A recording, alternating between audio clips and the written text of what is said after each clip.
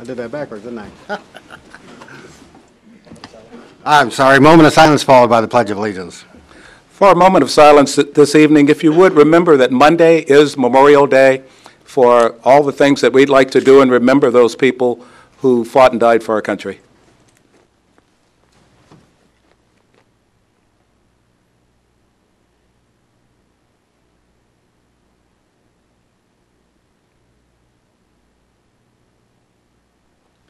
Thank you. I pledge allegiance to the flag of the United States of America and to the republic for which it stands, one nation under God, indivisible, with liberty and justice for all.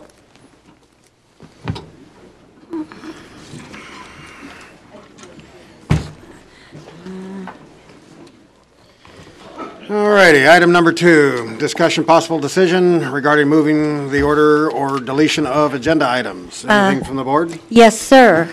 If I may, we have a gentleman here from out of town to make a presentation, and as a courtesy to him, I would like to move item number 7 up to 2.5, please. I'll second that.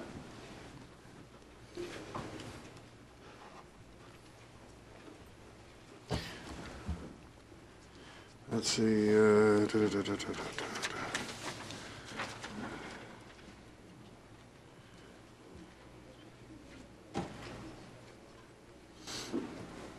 Okay. Any discussion from the board?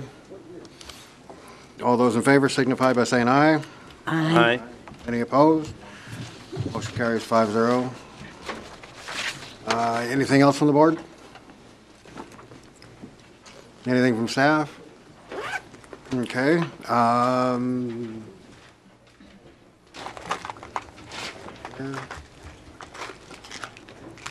said 3.5, so right after the announcements. Okay. No, 2.5. Oh, 2.5. 2.5 is what I said. All right, so that brings us to item number 7, discussion possible decision to approve an agreement between the town of Pahrump and Contour Entertainment, Inc. and Veracruz Group, did I say that right? For the entertainment concept preliminary investigation and projected potential assessment and all matters properly related thereto. Well, Mr. Chairman, I guess to give a little history, many years ago when Wet n Wild was talking about they were going to take down their park, I thought that might be a good idea to bring that to Pahrump, so I had talked to the county commission and the county manager at the time, and no one really took that idea seriously. And I quickly realized that it really wasn't the salvation or the need that Pahrump had, because it would just be seasonal low-wage job, basically entertaining locals. And my theme park idea has never really been about entertaining people. I figure they can do that themselves when they got a paycheck in their pocket. I wanted to put people to work. And so I quickly realized that we had a great potential here for a alien-themed park. We're just an hour from Las Vegas, which is probably one of the biggest destination points for tourists in the world. We got Area 51, the test site, Yucca Mountain. There's a lot of curiosity, and people would love to come here. And I've been pushing for that idea pretty much every time I've run for office. Well, recently I went in to talk to Mr. Balakwi, and I said I'd like to move forward with this idea. Do you have any suggestions? Maybe we could do some sort of study or whatever. And he said, I know just the guy we need to talk to.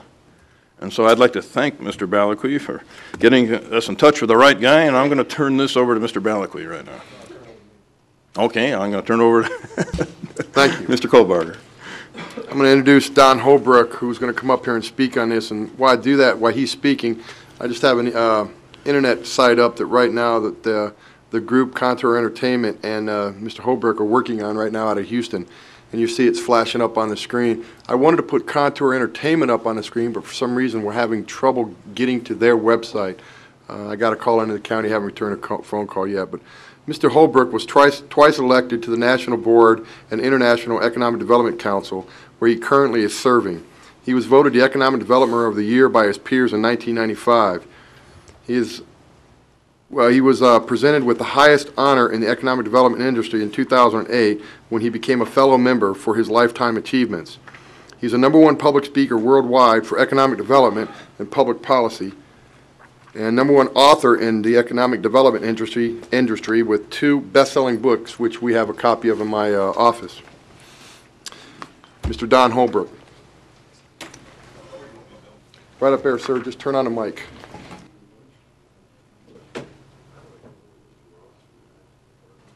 Can you hear me? Yep. Okay. Oh. Good evening. How are you? Evening. I've had a fun day. I've been running around. Great community. Well, tonight we're here to talk about the possibility of creating a destination tourism project here in Pahrump. And my job is to be here to answer questions for you, to walk you through the process that we use that we believe is very unique. It's the process that's worked, so we use it over and over. And until the wheel falls off and it doesn't work, I don't tend to change it too much, as Harley knows from talking about it. But we believe that the approach that we use is one that always leads to successful projects. And the reason is we base it on market capacity and market demand and market realistic expectations. So when we go through this process, we always end up with a project. So one of the things I'm very proud of is that I don't sell studies. I'm not a study consultant or a time salesman. I only do studies in support of projects that are going to get built. You do have to do work and due diligence, as you're proposing to have a destination tours, family fun centers, you know, on steroids usually, but very large projects usually. But there's a whole host of different types of projects. We just do entertainment destination stuff. We don't really mess with anything else. So. What I have up on the screens right now is the actual brochure that's in the backup. That's just page 1, and I'll scroll down through. I'll give each page about a minute, then I'll scroll down through it so citizens have a chance to read it. And I think, Bill, there's a list of testimonials and people that you can talk to as well for, you know, current. You need anything there? Oh, yeah. Al's reminding me that he's very efficient. So, any other questions or? Well, let me ask one more. If we were to look into this, what do you think you could do for Pahrump? Because that's the bottom line. Well, you know, I think you have to look at it from a market assessment. There's 40 million. Vegas is down. Everybody talks about Vegas being down. Let's remember that Vegas is down and it still has 40 million visitors. Okay, so it's still the #1 destination place, and it's the #1 convention attraction center in the United States. And when you add in traveling or that's airborne visitors. I mean, so you add in the land stuff, and I probably think you're going to get another 10 million. So you're still talking about the #1 visitor market in the country, which is less than an hour. I timed it today. So it's less than an hour to your doorstep at the town meeting hall from right almost in the center of Vegas. So that's less time than it takes to drive across most fairly large cities. And I thought it was every time I've come over here, I've told Bill and Alan and Harley, it's such an easy drive. You know, it stymies me that you haven't done something already, to be really candid with you. So I think the first thing you do is you create something that they don't get in Vegas here. And you go right at that. And you siphon off, you know, if you look at, I'll give you an example, Universal Studios. Universal Studios built right next to Disney World and right near Disneyland. Well, they're not near Disneyland in LA, but they're in the market still. So they're major competitors. And their whole goal was, if we could just get 8% of the people who come to Disneyland, 3%, we'll be successful. So successful, by the way, that they're the #2 attraction in the world. And they're just taking a small percentage of Disney World's visitors. And so I always remind people that, you know, Disney World's the #1 attraction in the world, probably in the known universe. So their goal was just to take that attraction and use it to their benefit, and they did a great job of it. So people forget that. I think you've got this great attraction sitting, you know, right across from you, right across that mountain range. It's drawing all these people here. What you have to do is give them a reason to come out here and do something that they can't do there. And I think that we will come up with a very compelling reason for them to do that. And I think that's what will draw them out here, and I think we'll be very successful at it. I wouldn't do this project if I didn't think we would end up with shovels in the ground and building something that's going to be operationally successful, and that we will be very proud of, by the way, because we will be your biggest cheerleaders, because we'll do other projects besides this. And I want this to be a world-class Game changer. Every project we do, including this one that you're looking at there, first green theme park built from the scratch that's totally built and using renewable energy. It's off the grid. Nobody's ever done it. Game changer. Now everybody's going to try and go green. Well, you won't be first because we'll always be first. So we'll do the same thing here. We'll find something that's world-class and compelling, and we'll make you famous for it. Because that's our thing. We want to raise the mantle and make you well-known for something. We want this place to be known for having a world-class destination tourism experience and something they can't get in Vegas. And we'll put our heads together and come up with it. I'm sure the guys from Disney, all of our guys are former Disney guys, including one of Chris and Paul were both head of Imagineering, which 3,300 Disney Imagineers, they're pretty creative folks. I promise them I will never try and tell you what I think works because I'm not very creative. I'm an economist, as you can imagine, so I'm not very creative. So I promised the guys back in LA that I won't come up with concepts because then I'm not an expert at it. I have great faith in my team that they'll come up with some really cool stuff. And I hope I didn't go too long on that, No, Dr. thank you. Lars. Mr. Chair? Yes. May I? Mr. Holbrook, thank you very much for coming over. I know you're in Las Vegas now. Yes, Is that correct? I have a place there. And if my research is correct, did you start out in Texas with the EarthQuest project, or have you always been here in Las Vegas? No, I've been all over, but I've lived in Arizona for 11 years. So I moved to Vegas about 3 years ago, and EarthQuest is just one of the projects I have. It was my first green theme park. And it's where I met the guys from Contour. We were all hired to work on, I was the very first person hired on that project, so I built that team that's building that project. And I was hired by some very famous people to come up with a project that wasn't Disney, but that would draw people to the Central Time Zone. And then he told me, we want you to hire the best team in the world to make sure that this works. And so I went about finding the best people in the world to do this. And then we all said, geez, we kind of like each other. We should keep doing this. And I built this team from this ground up. And that was the first project we all worked on together. And we started on that 6 years ago. And we've been working together as a team. And none of us work for each other. We're a team. And literally, I pull the best people in on that team that I need for a specific subject. So if I think we're going to do something that's got a certain subject matter expertise, I'll go find the best people that I think are the best at that. Because when you do this in the private sector, what they look for, who did I hire to get the opinions? Did they trust? And did I hire people that will not sing for their supper? Pardon my friend's phrase, but I don't want people that will tell me what I want to hear. I want them to tell me the truth. Will this work? Why will it work? And I will ask them a zillion different questions on why they think it will work, because I'm the point guy that gets all the flack. I'm the guy on that project that stands up and says, this is what we're going to do, and of course takes all the questions and all the, so I have to know what everybody on the team is doing. And so I don't want to put my name on anything that I'm not 100% confident is going to work, and I believe in first. Before you ever hear about it, I will have debunked every little clue about it, because I don't want to stand in here and tell you something that's not true, or that I don't believe 100% will work. So I tend to be extremely straightforward about that stuff. As I was telling Harley and Bill and Al and others, I'm known for being very candid.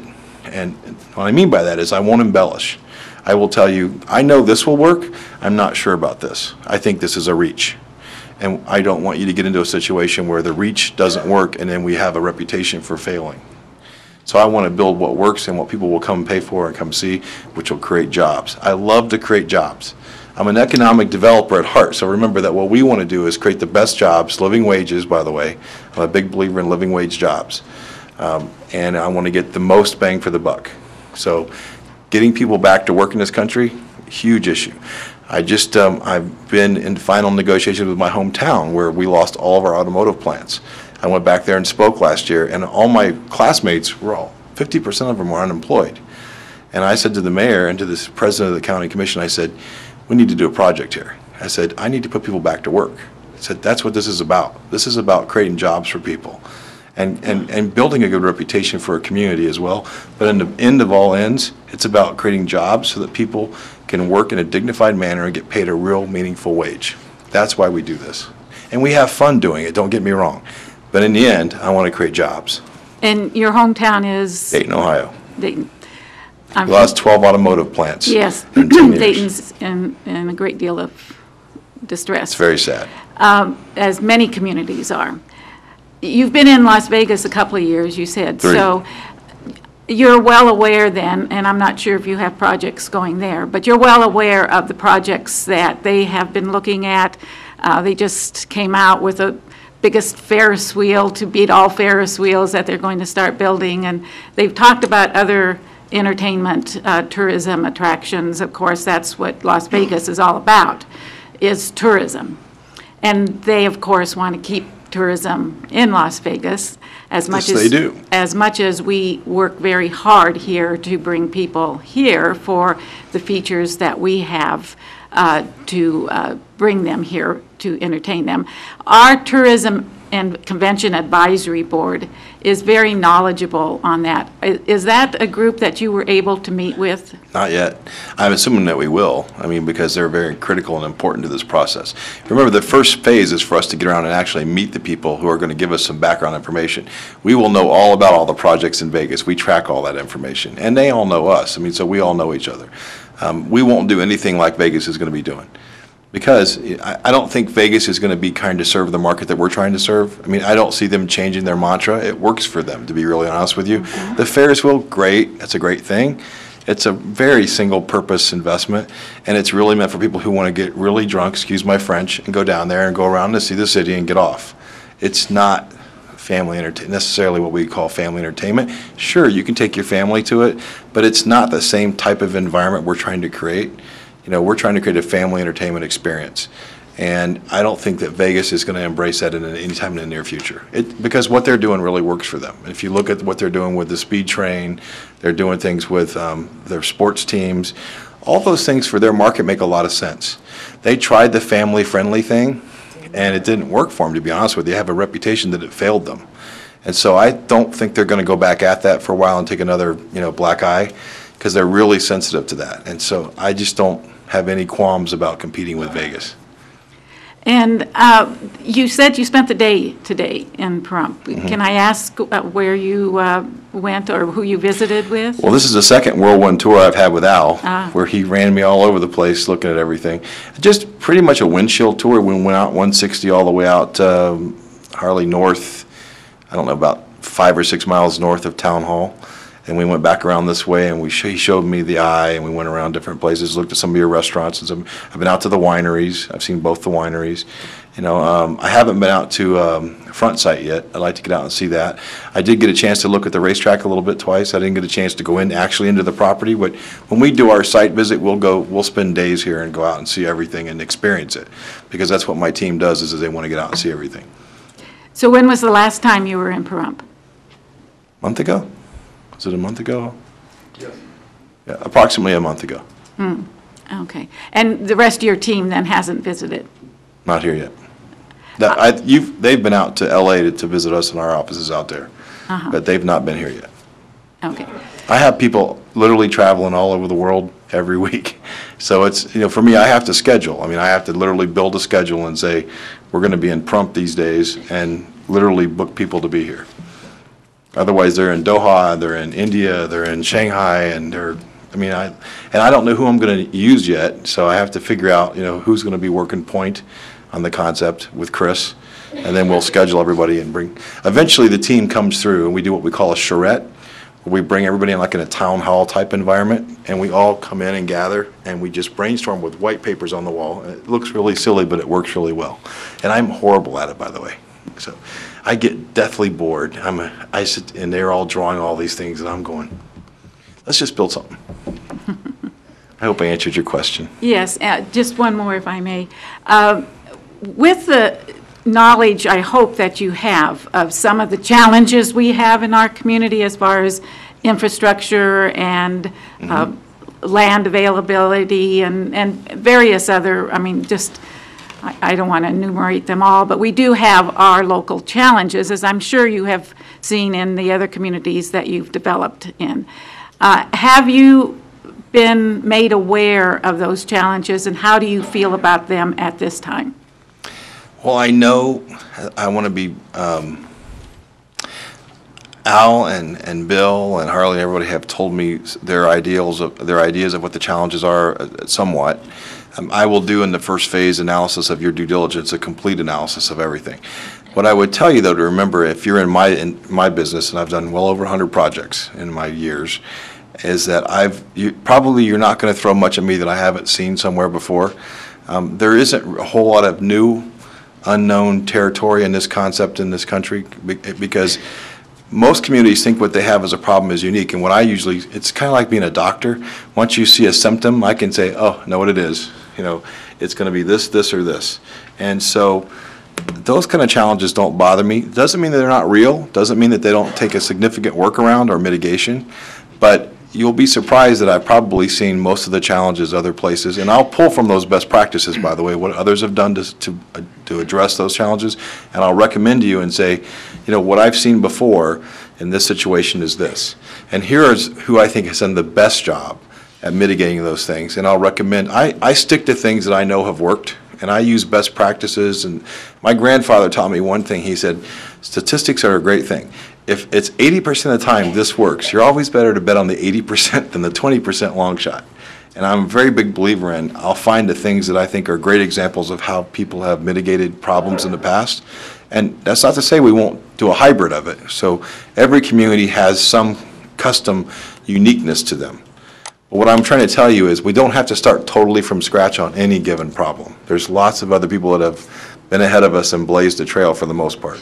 And I believe that we'll get through any of those once we address them. All right, thank you. You're welcome. Yes, Don, I have another question, and something you said jarred it for me. You said you've had hundreds of projects. Of those hundreds of projects, what percentage have been successful? 100%. 100%? 100%. And that's what you're bringing to Pahrump? Dr. Waters, I've never had a failed project, and I'm not saying I couldn't. I'm not here to tell you that I'm perfect. I've been very fortunate that my process and the work I've done in my career has not had failed projects. I just don't engage stuff that doesn't work. Now, ask me how many I've walked away from and didn't take the project. Lots. 3 or 4 times the amount that have worked. But I have never had a project fail. So you're saying that if you didn't think this would work, you'd walk away? I wouldn't be here if I didn't think it would work. I wouldn't even be pitching this to you. I don't sell studies, and I wouldn't try and talk you into doing something that you're not 100% comfortable in doing. Do I think that somebody will build something to serve the Vegas market very soon? Yes. Do I think it's prime time to do it, as I was telling you, Harley? Yes, I do. Do I think that there should be some concern about substitution? I think who plants the flag first on this is going to win the market. And if you don't plant the flag very soon, there will be others that will. And I've seen this over and over. In Houston, when we did this project, there were 2 cities that wanted to do this. Sugar Land, Texas, and New Caney, much smaller than Sugar Land, tons smaller than Sugar Land. And I told them, if you don't plant the flag first, Sugar Land will plant the flag and they'll get the theme park. And the mayor of Sugar Land told them, we're going to go after this if you don't do this. And he was being very honest. I think you have the same situation here. I think the Vegas market is prime for something major to serve families. And I think that somebody will figure that out very quickly because the market is turning, and I think it's time to go forward on it. And we'll be approached. We're involved in a lot of these projects around the world, and most people know us, and we have a good reputation. So I think that market will get served very quickly. And that's just my professional and personal opinion. Okay. Thank you. Thank you, Dr. Waters. I'm glad you asked that question because I'm a little biased, you might say. Because I do believe that the window of opportunity is here and we need to stake our claim. The fact of the matter is a lot of people are starting to think out of the box. And we've been a little backwards here, and we better step up and start thinking out of the box. I'm noticing in our community lately, it seems like we're seeing more and more empty storefronts. I see more and more older people riding around on bicycles and with their hand out. In fact, a friend of mine and I, last night, we walked a lady out to her car because she was afraid of the panhandlers in the parking lot at the store. It's getting bad here. I believe that tonight we have an opportunity to make a statement. And that statement is that tonight you can pretty much accept that Pahrump has hit rock bottom, and with our vote tonight, we have the potential to take it and start moving up. And if we don't take action tonight, then we haven't seen the bottom, and I don't think we're going to get close. It's kind of interesting. We have a lot of people complain about all the problems, lack of jobs and good-paying jobs and so on. And now we have an opportunity here to do something. And some people, they want to talk about it, and they got a problem with the solution. Well, leadership is willing to step up to the plate and hit the ball when you need to. And I'm ready to step up tonight. I did take a trip to L.A., and I spoke with these people. And I did a lot of research on Google, and making sure that what they said was true, and I couldn't find any fault with anything they said. These people are world-renowned, and Mr. Holbrook are awful humble, but and so these people have accomplished quite a lot. And I think there's a misunderstanding here. It kind of looks like we're looking to approve step 1 tonight, but actually it's step 2, because step 1 is what you were talking about earlier, Dr. Waters. These people do not involve themselves in something unless they know that it has potential based on their many years of experience, or they wouldn't be here tonight wasting their time. They are not going to tarnish their international reputation. You know, I'm a little tired of negative things always get national attention in Pahrump. Let's see, our DA, 2 wrecks in one day, we get national attention. Our sheriff has to start something on a privileged communication that an elected official gave him. He has to make it public and embarrass in our community. How about for once, in the 17 years I've been here, I'd like to see something public that's positive. Why can't the world take notice of Pahrump for going to do something magnificent for once and put so many people in our community to work? We need these jobs. We're less than an hour away from Las Vegas. I mean, it's a natural. I mean, like I'm figuring we call it Area 51. It's going to be an alien and themed park. The government says it doesn't exist, so they can't claim we stole their name. So, I mean, it's time for something positive to happen here. You know, think outside the box. So we make a decision tonight, let's say, hypothetically, that we're going to move forward with this. What do you think that's going to do? It's going to get a lot of people talking, a lot of minds thinking. It's going to turn this town around. People are going to start thinking, hey, I'm going to move to Pahrump. I want to get on the ground floor before them houses start going back up. Things are going to happen. People are going to start wanting to invest in our community. I hear people say funny things like, how are they going to get here? And I laugh. Sometimes I fly out of LAX and I sit there and I see people with mouse ears on. I wonder how they got to Disneyland. I figured some smart guy figured out a way to get them there back and forth, make some bucks. Oh, we don't have enough hotels. Well, there's plenty of people with money would like a sure investment.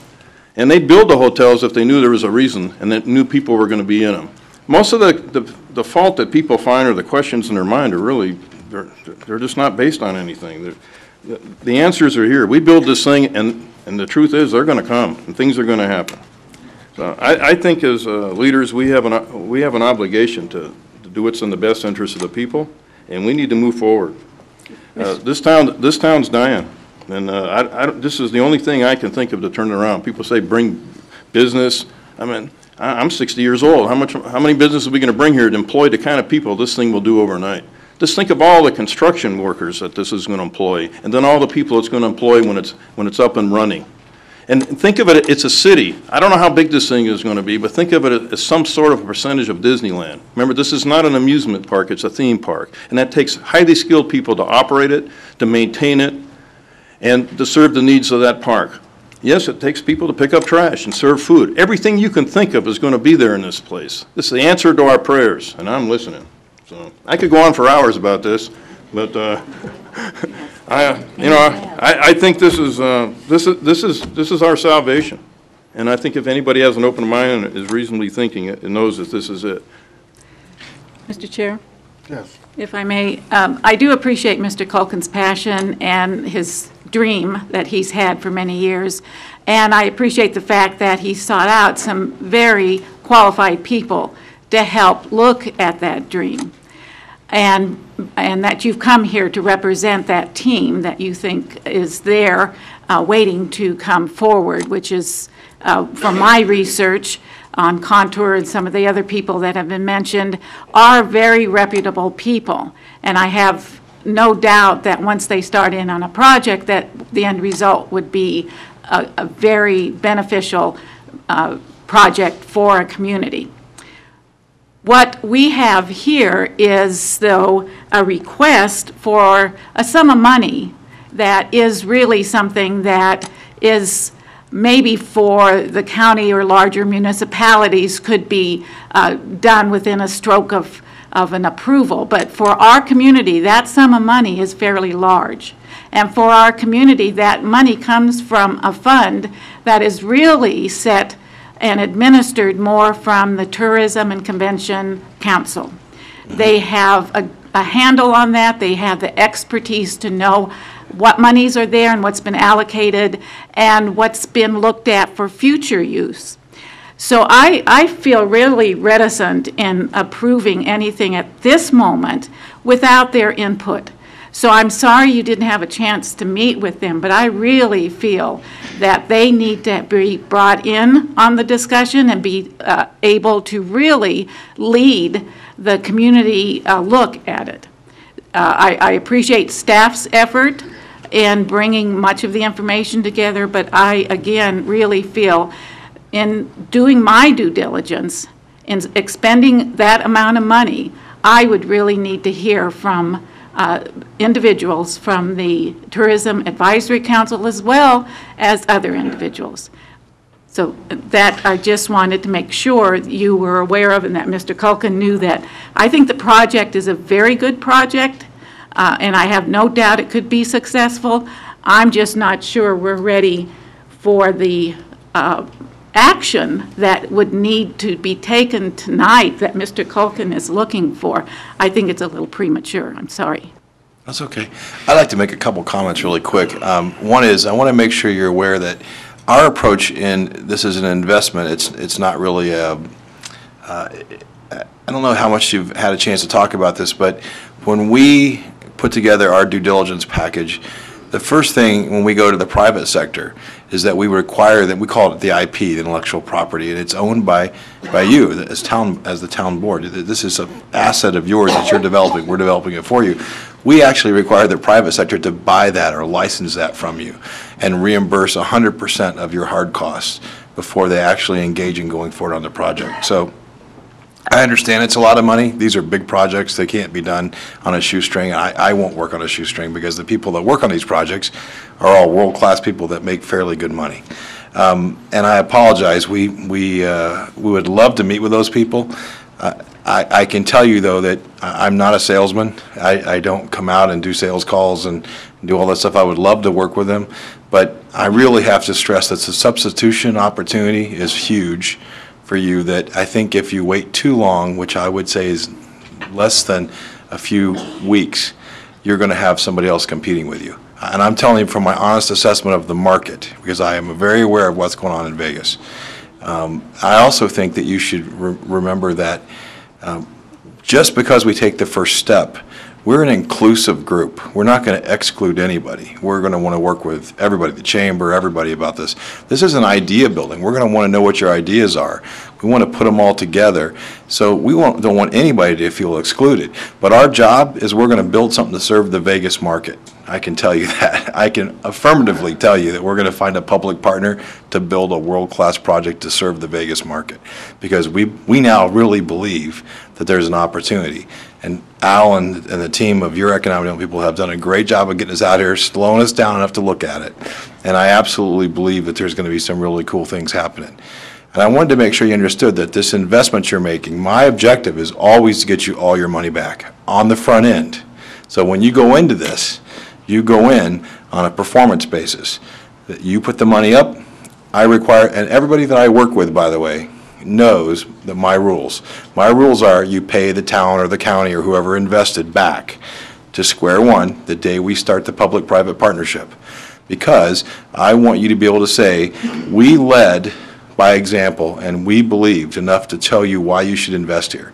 Now if you believe in our investment, you need to pay us back for us making that example to you. And I've always believed that, and I think that's what makes us quite unique in this industry.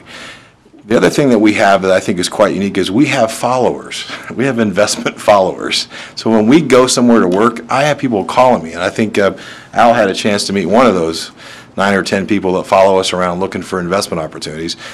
We think it was a week ago, Al. But those are the types of people that they're waiting for us to see where we're going to go, because they know we're going to build a great product that they can invest in. And so we're very confident that once we start working on phase 1 here, that the investment community is going to start asking us questions, which you're going to like, because they're going to be saying, well, what did you see in Pahrump? I mean, there must be something really going on there. There's a lot of, what I'm trying to say is there's a lot of ancillary or secondary impact that happens even before we start breaking ground. The investment world knows we wouldn't be putting this together if we didn't think we were going to build a really massive, cool project. So they start doing their own due diligence and building other things as well. So the secondary economic impact of these projects is immense. So I agree with Mr. Culkin that I think this is one of those catalyst opportunities that I think it's kind of serendipity. You have to be at the right place, right time, and it has to be something that just you take a chance on and you take some risk on. I unfortunately think that the market in Vegas is healing faster than people really think it is. And I think the opportunity will not be long in this market, because I think people are realizing that the opportunity exists, and there's a tremendous pent-up demand for other things besides gaming in Vegas. And I think if we plant the flag first, we'll capture that market. I do have a couple of questions for you. One of the first things I wanted to mention was in the comments that you just made, you said one of the first steps is in the private-public partnership is to get the private sector to purchase our land?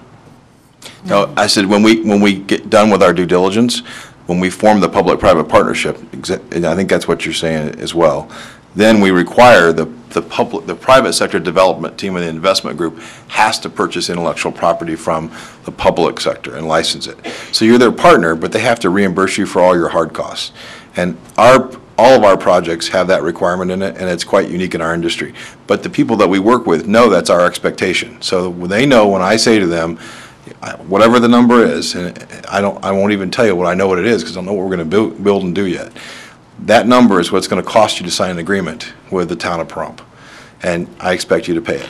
And that's what I tell them on the front end of all my conversations is, be prepared to write a check tonight. We approve the development agreement for this much money. And I think that is something that I want you to be proud of, because that shows they believe. When they step up and write that first check before they've done anything else, you know they're serious and they're not tire kickers. And that's the reason I built it, Mr. Darby, is that people could separate the people who say they can do something from those who really can't and don't have the money. And that test, that litmus test of writing that check, is a great pre-close to make sure they have access to real money. Because I don't know. There's tons of people who tell me they can do things.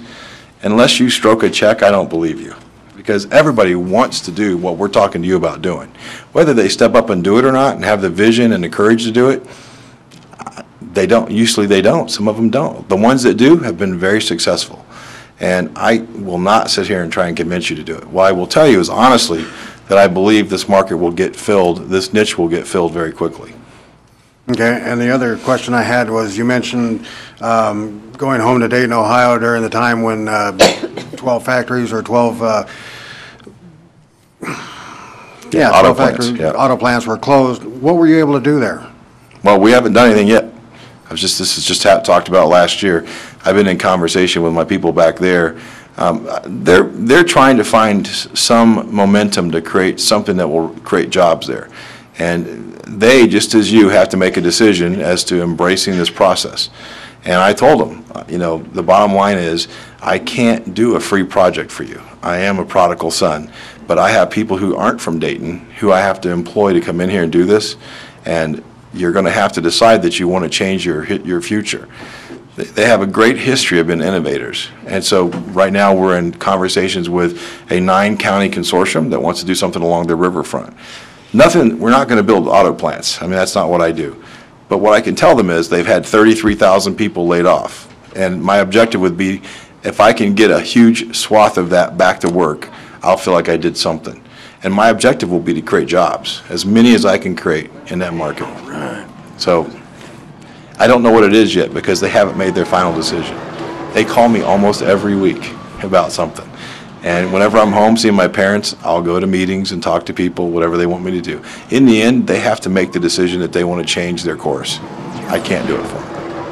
Mr. Chair, along with that, Can I get a chance? I wanted to stay on the Dayton if I could, please. I haven't had a chance to ask questions at all. Mr. Darby? I just want to, I don't need to step. Forget it. No, I just want to let everybody know Oh, the that the website's website's up now. We finally got it. Thank you, Apparently, Bill. my opinion doesn't Ms. count. Parker? Excuse me, I'm going to Mr. Chair, may I? You were... That's uncalled for. Let's show respect, please. Ms. Endersby? You were speaking of Dayton. I've been to Dayton. I know they have one of the challenges we have, which is transportation.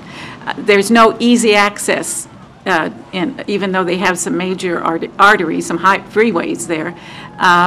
They're not really in a major center that has even an airport that takes direct flights.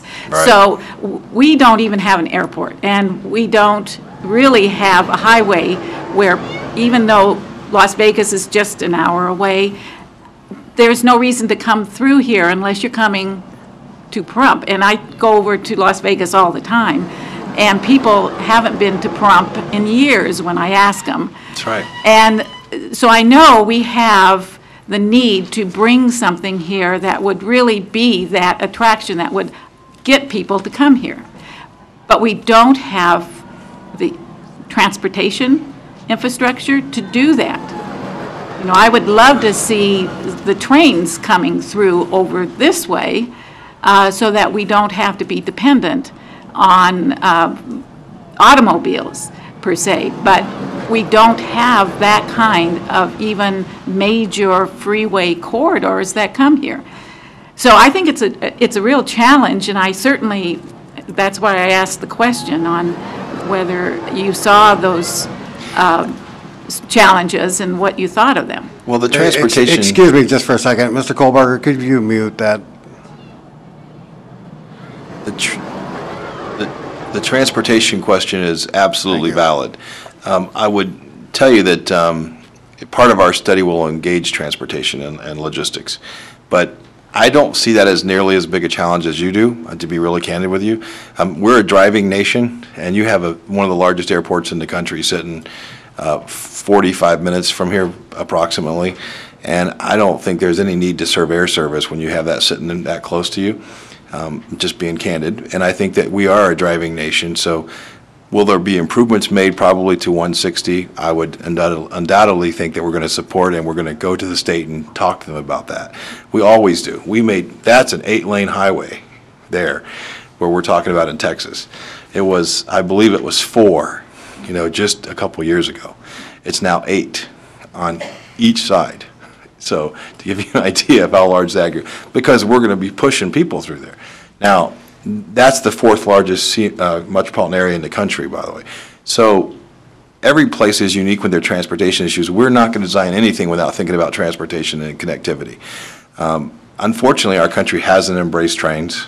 I'm not going to fight that battle. It's not something that Don Holbrook can make a difference in too much. And I've been on rail commissions, light rail commissions. I've served governors on those areas, and I've done lots of work in that area. And I'm a big proponent, by the way, of all those alternative modes of transportation. But we're going to have to face the fact that in this time, we're a driving nation still. We fly places, we drive places. We drive a lot more than we fly, by the way. And so we're going to have to build and respond to the transportation corridor issues as the market wants us to. So if the market says they're going to drive to Pahrump, I'm going to make sure they have the easiest drive to Pahrump that they can have. And I'm going to tell the state that that's what we want to do. If the market says they're going to fly here, which I do not think they will, then we're going to do whatever we can to accommodate that. But I believe it'll be the earlier, which is they're going to drive here from McCarran or wherever else. But you're exactly right that they're going to come here by absolute choice. We want them to know that you exist, and we want them to say, we're going to take 1 or 2 of our days. Our objective, by the way, is to always get them to spend the night. So we want that stay over. So we want them to have enough to do to spend 2 days here at a minimum. So our objective is that they will put what we call heads in beds. They're going to come here and spend the night, buy gas, eat food, do all those things that they do. So we want to get them to say, we want to go to Pahrump for whatever it is we end up with talking about. But it will absolutely be a decision that they're coming here on purpose. and I absolutely am comfortable with that. But you're right, it will be absolutely a destination attraction, and they'll come here absolutely because they decided to. Probably not so much on impulse as predetermined. And that's exactly what we want. We want you to be world famous for something and people talk about it. And we'll find something, trust me, that we'll make you very unique about something. Okay. Any further questions from the board? I'd just like to clarify a couple of things, just so that we understand. The intellectual property is basically the idea and the concept, which of course could be marketed to make some money. It's not the actual physical land. We always retain ownership of that, belongs to the town. I've been here 17 years, and a lot of people have been in different groups who have been working on economic development, and quite frankly, I haven't seen much happen in all the years I've been here. It's time for us to step up, as I said. This is a terrific idea. What one of those economic development entities in Pahrump would say, they didn't want a bunch of jobs, they didn't want Pahrump to be famous and people from all around the world want to come here, and they don't want to see commerce grow. Who would be against that? I think it'd be a waste of time to talk to all these people. What are their concerns going to be? They're going to be concerned, are these people legitimate? I think their background, and if you do some checking, it is quite obvious that they are. They're world-renowned. We're very fortunate to have them here. Think of it as like if we set up an opportunity to have the President of the United States come here. Do you think we can say to him, well, we're not quite sure what we want from you. Could you come back next month? That's basically what you're asking us to do right now. Leadership is making the tough decisions, and I've made some, and I've alienated people that called me friends, and they're not friends anymore. But I'm not here to win a popularity contest. I'm here to do a job, and I've always said when I've campaigned that I was out for the best interests of the community. I don't, as Mr. Holbrook said, we're not unique here. He's extremely experienced in his field. There's nothing you're going to tell him that he hasn't encountered before and solved before. He wouldn't be here if he didn't think that this had a merit. It's time to step up and make a decision here and get moving on this. Children have no future in this town. I have 3 kids. They all got to live in Vegas. They don't even like living there. To find work, to go to school. People think too small sometimes. Think about how big a huge project like this is going to be, how much sales tax is going to pour into the state of Nevada. And so when you go to the state and say, hey, I need a wider road going to Vegas or whatever I need, when you're going to do something magnificent, they all want to be part of it. They all want it to be successful, and it's going to happen. So either we really want this or we don't. These people, we don't have a right to waste their time. And like I said, we want the jobs. We want to be world recognized. So what's the handicap here? You know, what do we have to decide? We don't want these things? Because I sure do, and everybody I talk to here seems to want it because they can't find work, they can't find the future, nothing. So it's time to step up. Mr. Chairman. Mr. Waters. If I may, and listen to Mr. Holbrook, I'm very impressed with the presentation. I'm very impressed with what I've seen on the screen. And listening to what Mr. Culkin has said, he's very right on almost everything he said. My only concern is we do have an advisory board that we have not listened to at all. And we have stated that when we started the town board in January, we said we're going to listen to our advisory boards. And to sidestep that, I think, would be the wrong thing to do. We also haven't heard from our citizens. We'd like to hear what they have to say. Are they interested in this? Are they not interested in this? If they're not, then we need to convince them to be interested. But we need to have time to do that. And I don't see anything wrong with delaying it until our next town board meeting so that we can then make a decision, because even if we're talking 2 weeks, we can at least meet with some of our citizens and our advisory board to get some input from them. But the information is valid. I think it's very good, and I think it's something we might need to do. But I'd like to hear from the residents.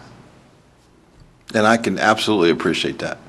I mean, I think it's, I know these projects are not for those of faint of heart. They're daunting. They're financially tough to get through for communities. And I absolutely agree with you that it's something that you have to go into wholeheartedly and in support of and feel comfortable in doing. I will tell you that the only thing I will warn you about is that imminently there is going to be something happen in Vegas. And I will only tell you that timing is everything. And I want to do a world-class project in this region, and I won't stymie, you know, who steps up. I believe people that step up get the win. And so I absolutely concur that you need to be 100% comfortable with what you do. But I can't promise you that in 2, 3, 4, I mean, it may be perfectly fine, but I can't promise you that. And I want you to understand that we won't do competitive projects. We won't do 2 projects in one region. We'll do 1, and because they don't work. And we never do work for somebody when we've got another project in the marketplace. And I just want to make sure you know that up front. And then I told you, you know, you're hearing it from me, is that is the opportunity of economic substitution, I think, is extremely high. And I just want you to go into that with your eyes wide open. Mr. Chair? Representative. If I made a couple of more questions. Mr. Holbrook, I know on the news I hear all the time that Las Vegas is looking at developing a theme park or some type of entertainment park.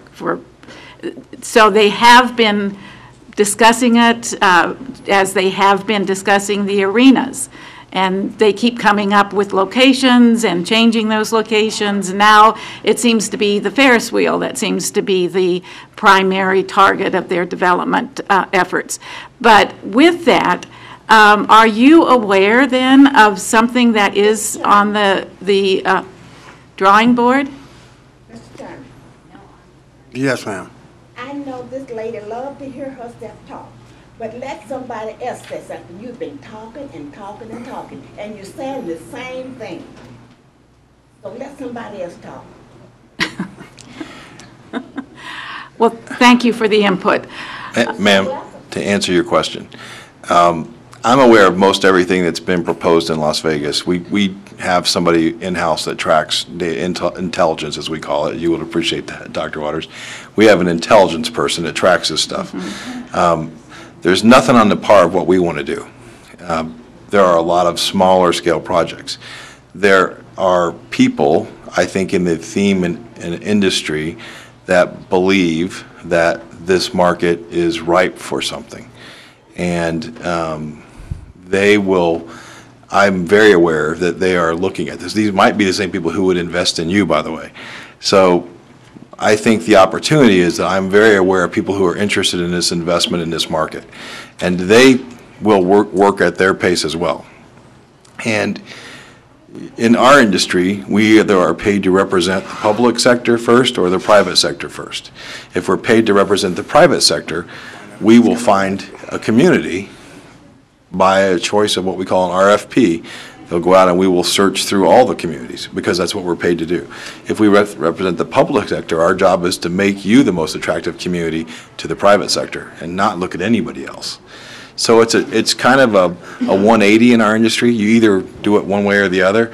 And I think that the opportunity of the other getting traction very quickly is imminent. So, and I'm telling you that from primary data, which means they have been in contact with me. And most people who contact me or my group know that I am not a BS kind of guy. You either are going to step up and do something or I'm moving on down the trail. So I am very aware of all the projects. I think that the opportunity exists for you, quite frankly and quite candidly, to put the two of you together, if you want to say some. That's the only way I can say it. Is that rather than have me do a search for the best place to get this project, it's better for me to present to them where I think it is. But I think the same group would be one of the top 10 that we would talk to anyways, and I think they're very interested in the Vegas market. That's about all I can really tell you without breaching confidentiality, and I have that firsthand. And I'm only telling you that because I believe in 2 or 3 weeks that I might not be able to come here and tell you that, because as soon as somebody signs an agreement with us, we go into our protocol, which is, unfortunately, no matter what I personally or privately would have liked to have done, I will adhere to my client responsibilities. And that's why I said what I said tonight. Not at all to try and sell you on doing this. I don't want you, as Dr. Waters said, to be uncomfortable doing this, but I want you to be fully aware of the fact that I absolutely believe what I've told you to be emphatically true. And it may not happen, but I think there's a high propensity that it will. And Thank you. And Mr. Chair, I do apologize if I am asking. Oh, you're asking good questions because that's what we're here for. So I do appreciate your indulging me and no problem. The people here to hear our responses and the questions. This is the only opportunity we do have in front of the public. There's no such thing as a bad question as far as I'm concerned. So just one last clarification to Mr. Culkin. You had mentioned when talking about the ownership of the intellectual properties that it wouldn't include the land, but you said the town would keep the land. When I'm looking at the scope of work, it says that one of the first goals in the initial phase would be the opportunity for a location-based entertainment project looking, I presume, for a location. So is there a location already in the works, or is that still part of the process of looking for the proper piece of land? I know that there are locations that you as town members and maybe the county might think are the best locations, and I will definitely consider those. But what I would like to tell you is that whenever we do a site location and that part of this project, which is where is the absolute best site for this to be built, I have to look unfettered and say, where is the best location to build this? And so, no, I do not have a preconceived notion. I know that there are sites that are going to be reviewed because people believe that they're the best site for this to happen. I need to do that analysis myself and say I agree, and I don't think anybody is telling me not to do that. So we will absolutely look at certain sites that you guys believe are the best sites for this to happen on, but I also will I'll do my own research on the sites and come back to you, and I may come back and say, there are 4 sites that we believe this works on, and we will rate them. We think this site is absolutely the best site, and I do not know what that site is. And we'll say the second best site is this one, and I'll give you all the reasons I believe that they are.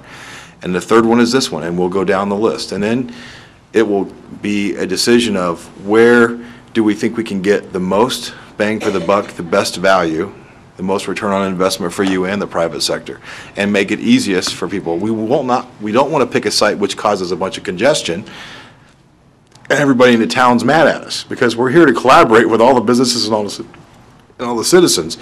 We want people to be proud of us. So if I think a site's going to have lots of congestion, going to cause lots of traffic problems, I'm going to have people angry all the time, it's going to be a site that I'm not going to want to do something on, because I don't want to cause the townspeople a lot of problems. I'm going to look for a site that I think causes them the least problems, gets them the best bang for the buck. So I have no idea where that site is right now.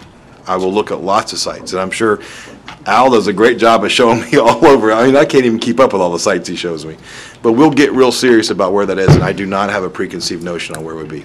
I understand. I was thinking that Mr. Culkin had, because he mentioned the fact that the town would retain the ownership of the property, so you must have had something in mind there. But thank you for that clarification. You're welcome. Ms. Parker, I'd like to hear your input. I'm sorry, but I had follow-up earlier and the discussion has moved on. Anything further from the board? Yes. Sometimes in life, you just got to sidestep something and get it done. The advisory board's participation will be very important in the designing of the theme park and all the things. Everybody in this community is going to have to work together. And as I said, no one's come up with anything. It's time to step up to the plate and make a decision in the best interest of this community, not being afraid of what someone might say or not. No one in the past has come up with anything like this, and the opportunity's here now, and we need to make a decision. I'd like to call for a 10-minute break, allow the board maybe to talk to citizens and so on, and take a minute. This is a very stressful thing here to make this decision, so maybe we need to digest it a little bit before we rush forward here. So if we could, Mr. Chairman, I think a 10-minute break would be good. Wait. Go ahead with your point of order.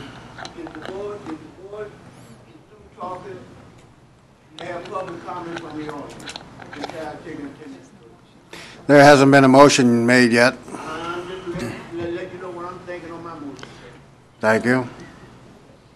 Mr. Kohlberger. Mr. Darby, Mr. Cock, I understand he wants to take a 10-minute break. It's not to go out and discuss this with the citizens. It's just to stretch your legs or something to that effect, correct? Yeah, I'm just thinking, like I said, the board needs to digest this a little bit. You know, I think there's a lot on the table right here. It's a very important decision, so I think a 10-minute break would be good for the board to just kind of think about this.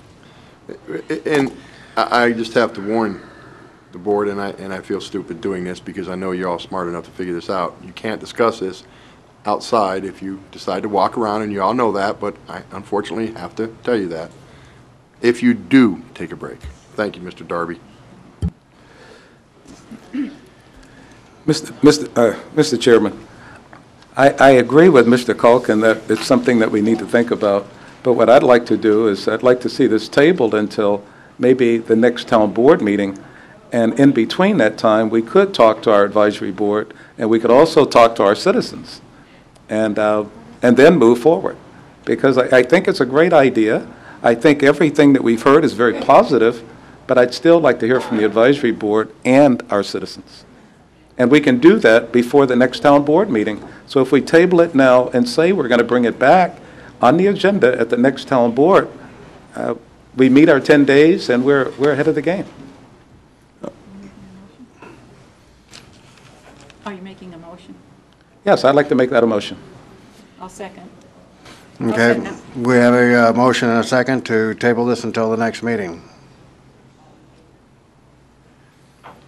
Any further discussion on that, or shall we call for a vote? All those in favor signify by saying aye. Aye. And opposed?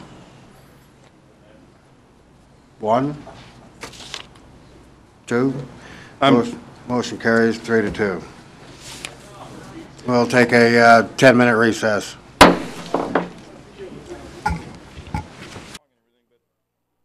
This town is dying, and you're not willing to step up to the plate. I'm leaving. I'm done for tonight. Why the hell are you tabling it? Then in 2 weeks you're going to come up with another reason to table it. Let's just do it. We didn't even hear from the public that you wanted to hear from. Very bad. This is nonsense. You shouldn't have tabled this. Absolute nonsense. You didn't even get the public comment. You didn't hear what we had to say. You didn't get to hear the public comments. Mr. Colbart, is there anything that can be done to reopen it? I want to reopen I think make a citizen's motion to reopen it right now. Nonsense. Good evening, sir.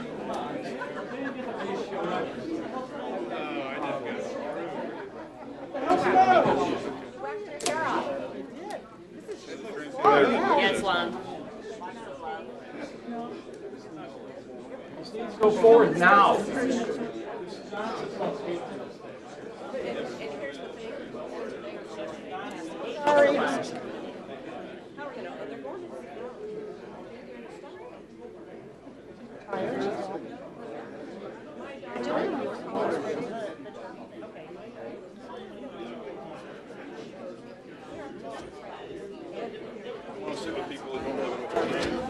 Sit with people that even allow the public. Good night.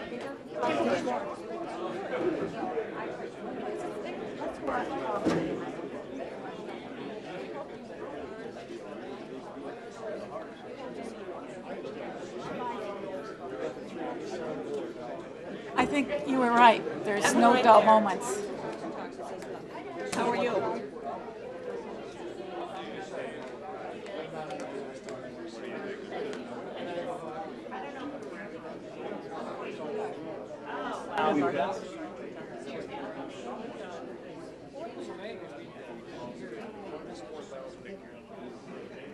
We'll hop right on. Let's hop on. Nice to meet you.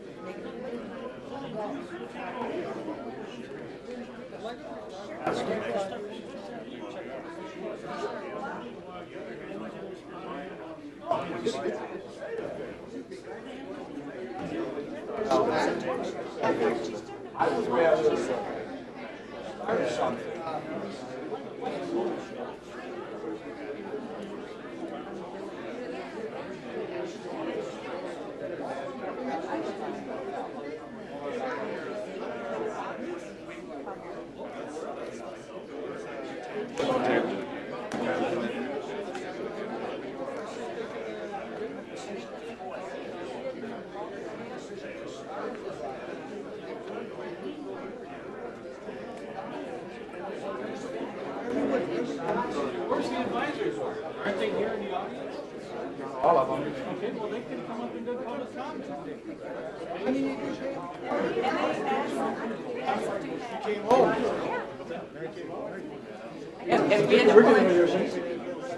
Yeah, they should be here. If they're not here, then screw them. Come on with your advisory board. Do it.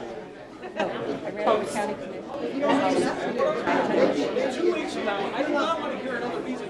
Now, they're going to take it for another 2 weeks. I don't want to hear that.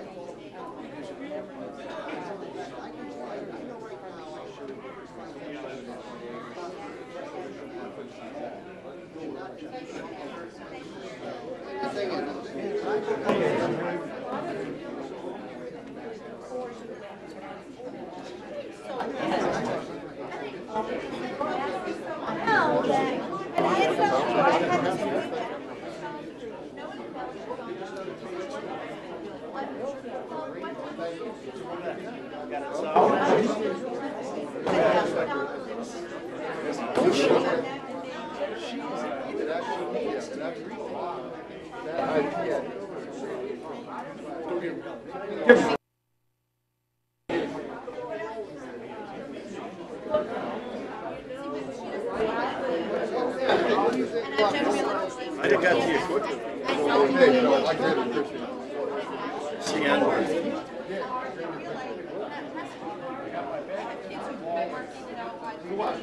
That's right.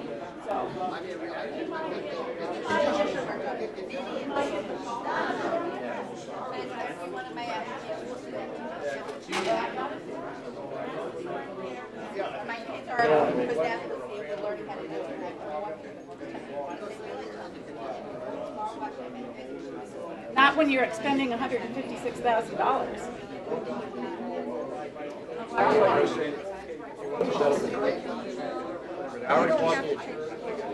Go ahead, buddy.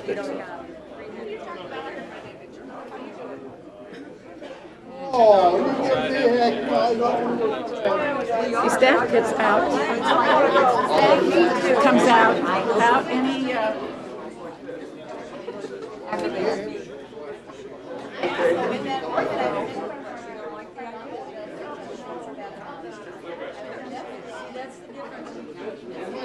I wish.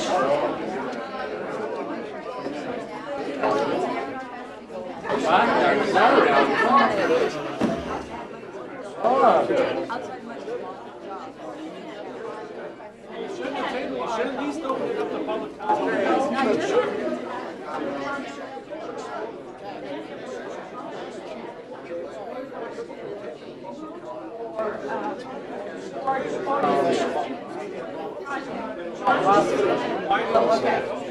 Well, I won't help you with that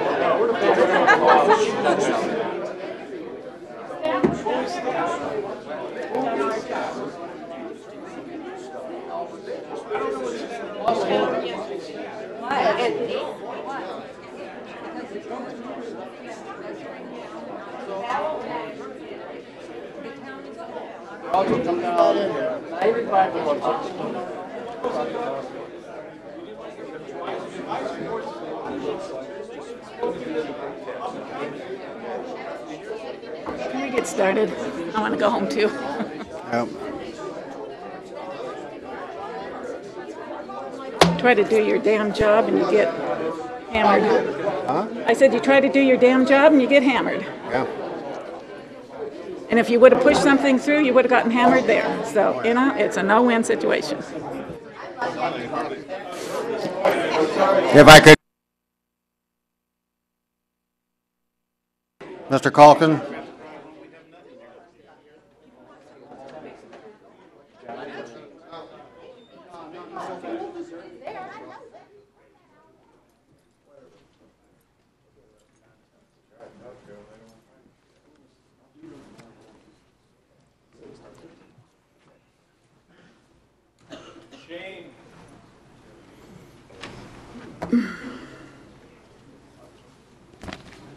Mr. Calkin? I think he's left.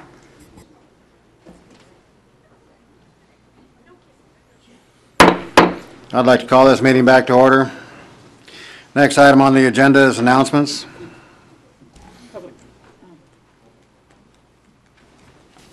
Yes, sir, I'll go through them quickly. Announcements. Incorporation Advisory Board will meet on May 26 at 6 p.m. in the Town Annex. Boundary Line Advisory Board will meet on May 26th at 6:30 p.m. in the Town Office Conference Room. Public Lands Advisory Board will meet on June 1st at 7 p.m. in the Town Annex.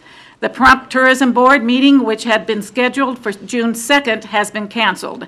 The next meeting will be July 7th. Pahrump Nuclear Waste and Environmental Advisory Board will meet June 3rd at 2 p.m. in the Town Annex. The Arena Advisory Board will meet on June 9th at 7 p.m. in the Town Annex. The Youth Advisory Board will meet June 13th at 7 p.m. at the Town Annex. Parks and Recreation Advisory Board will meet on June 15th at 6 p.m. in the Town Annex. Pahrump Veterans Memorial Advisory Board will meet June 16th at 6 p.m. in the Town Annex. Us Too Prostate Cancer Support Group will meet on May 26th at 4 p.m. at the Pahrump Library. The VFW Memorial for Memorial Day will be at the Chief Tacoba Veterans Memorial from 10 a.m. on May 30th. There will be an Ombudsman Insurance class on May 31st and June 10th at 2 p.m. in the Town Annex. The Social Security Administration will be in the Town Annex on May 31st at 9 a.m. There will be a Nye County Celebrity Auction on June 4th at the Pahrump Nugget with festivities starting at 6 p.m. There will be a charity poker tournament to benefit the Pahrump Valley Youth Activities Program. It will be held in the Pahrump Nugget Poker Room on June 5th with doors opening at noon with the tournament starting at 1 p.m. The League of Women Voters of Pahrump Valley will be hosting the Queen's Tea to honor Pahrump Women of Distinction on June 18th at the Pahrump Nugget Event Center. The event starts at noon. Pahrump Movie Night in the Park will start July 2nd with and continue each Saturday night through August 20th. Movies will be hosted at Ian Deutsch Memorial Park, with the exception of opening night being at Petrack Park with the film Independence Day.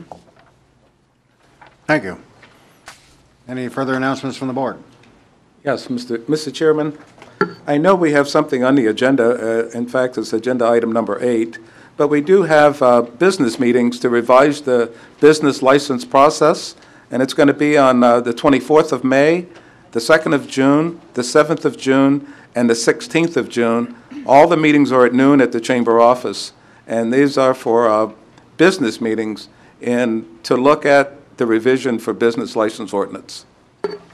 Thank you. Anything further from the board? Anything from staff? Dr. Waters stole my thunder. Thank you, Dr. Waters. Okay. Any announcements from the public?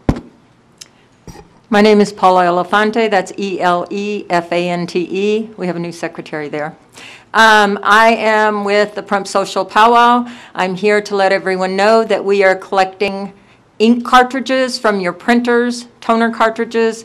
You can drop off your used cartridges at the Chamber of Commerce, at the town office, at the library.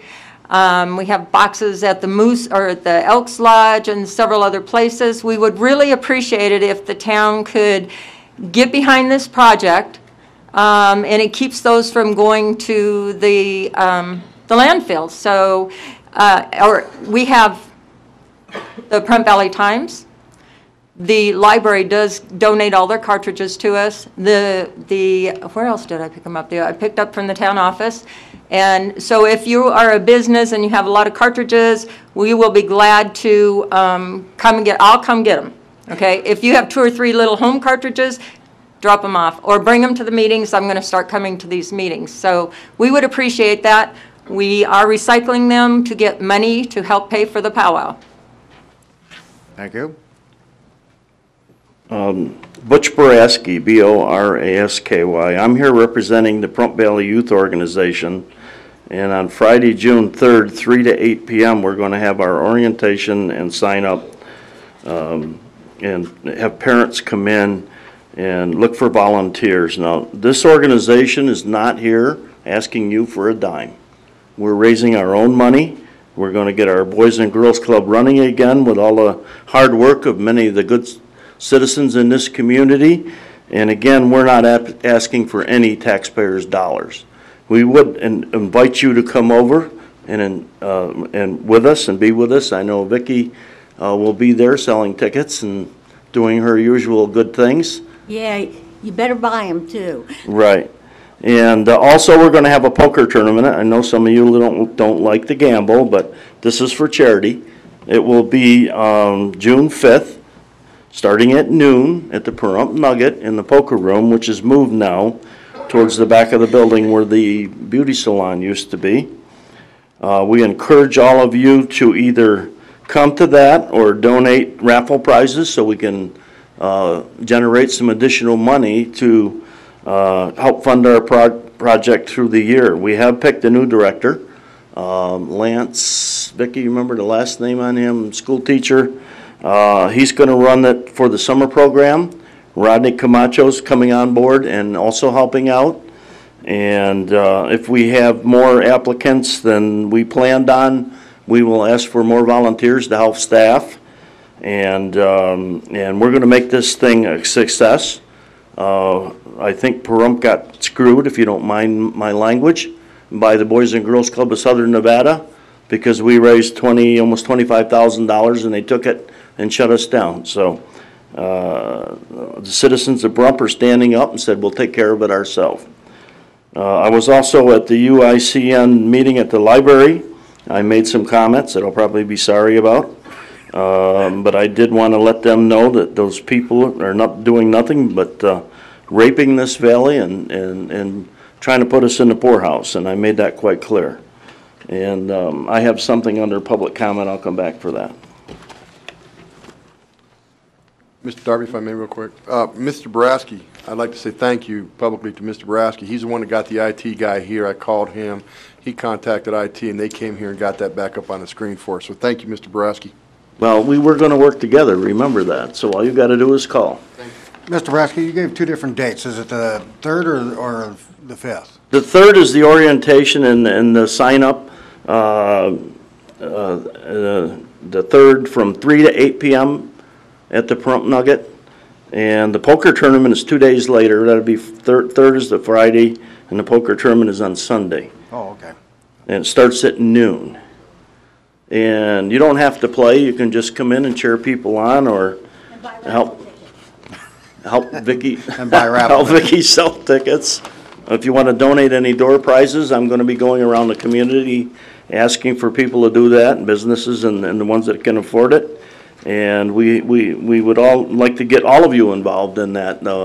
We need to take care of our community, and we don't need to rely on government to do it. Thank you. Thank you. Yes, sir.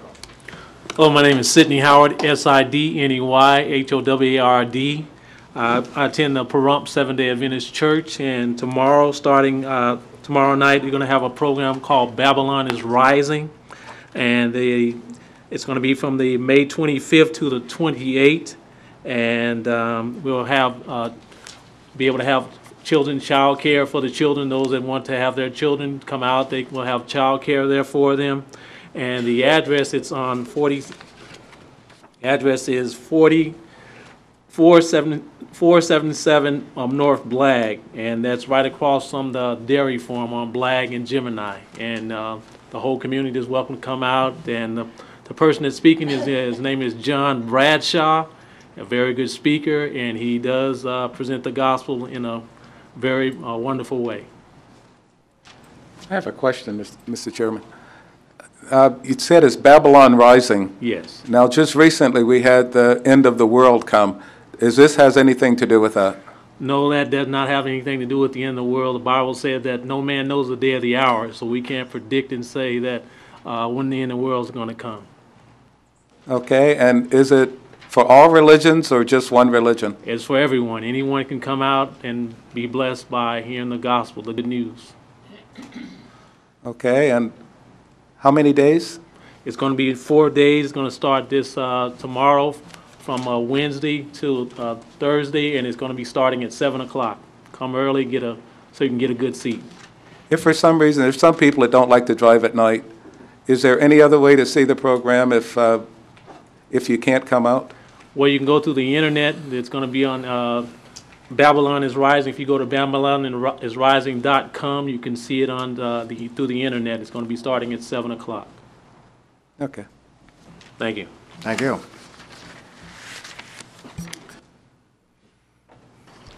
Butch Harper, resident. Last year, I had Smiles Across Prump event, and people came up to Channel 46 trying to look for me.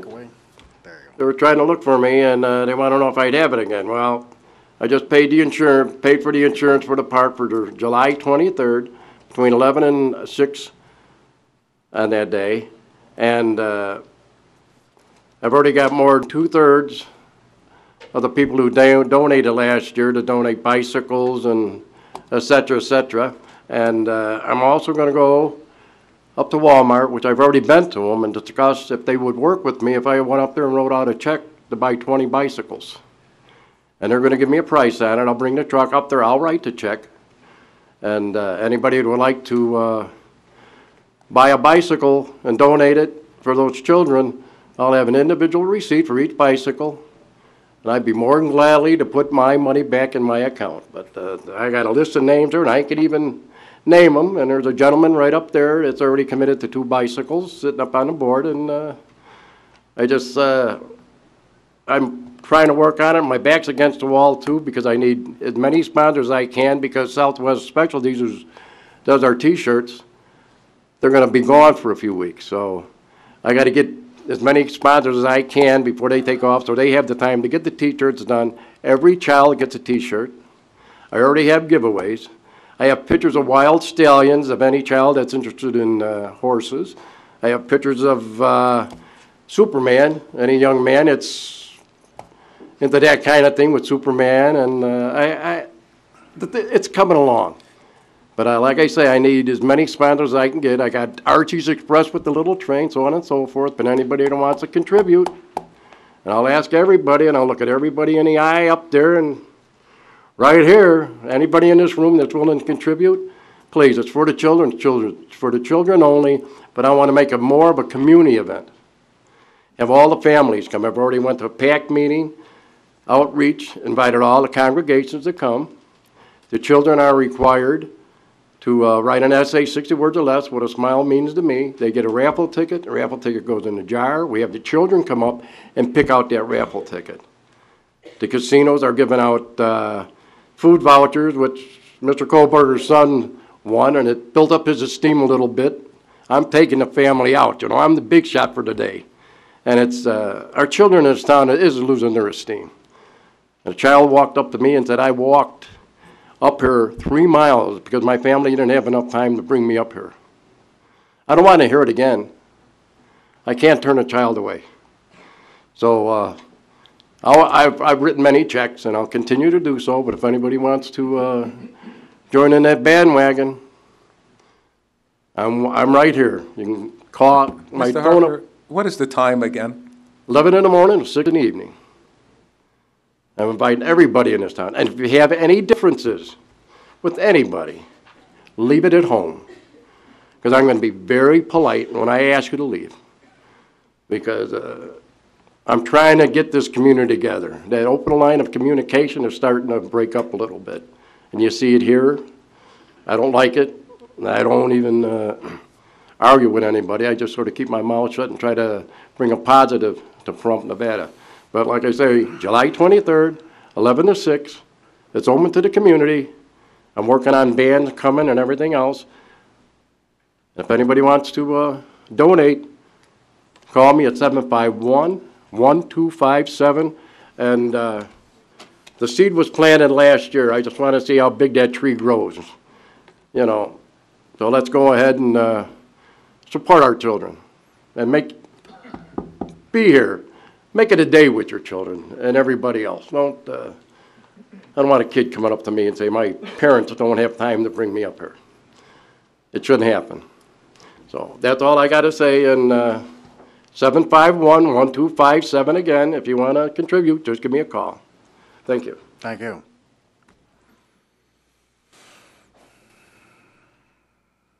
All right. Moving along, that brings us to item number 4, public comment.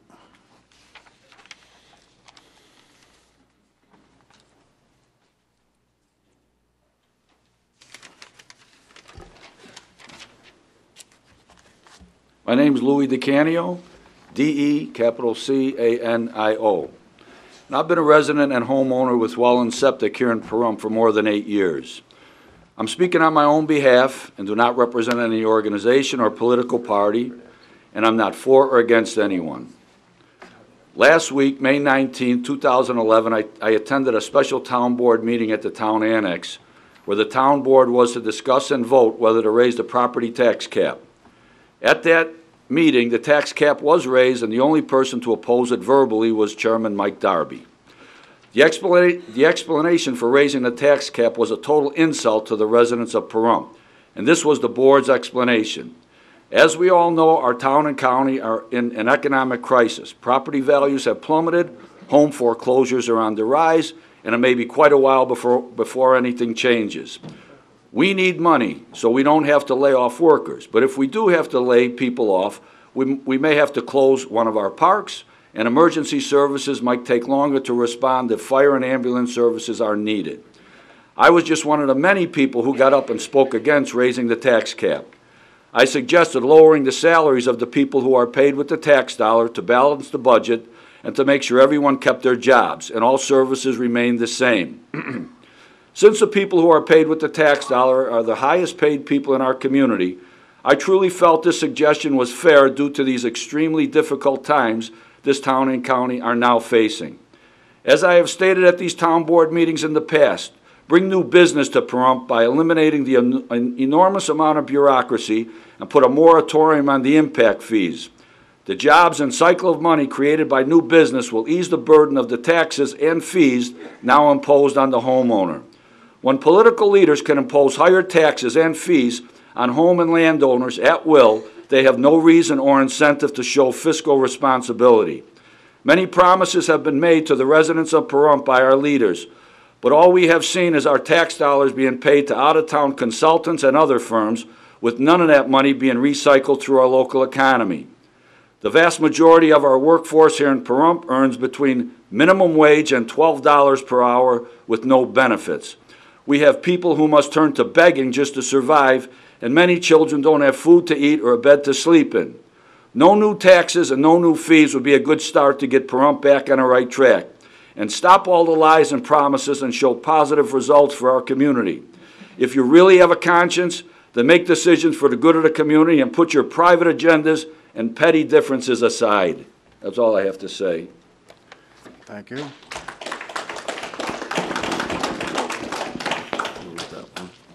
Yeah, Butch Boraski, B-O-R-A-S-K-Y, and next to me I have Mike Mack, M-A-C-K.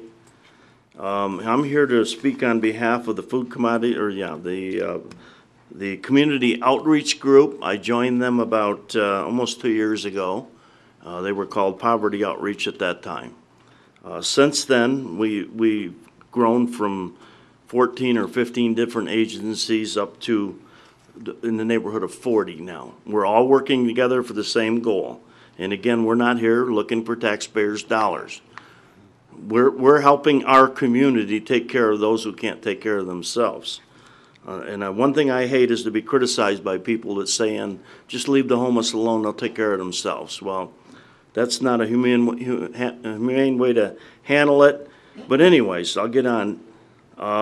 We have a quite large of an organization, right? I'll name a few of the folks just to. One of our key anchors is Night Communities Coalition. We have Jackie Wandra over at Oasis Outreach that I believe started all this. Wonderful woman. She takes care of probably the worst of the worst, or not say the most dependent in the community, about giving them food and whatnot to help them through their days. We also have Rosaline Shinek. Tom Waters is on our board, I'm proud to say.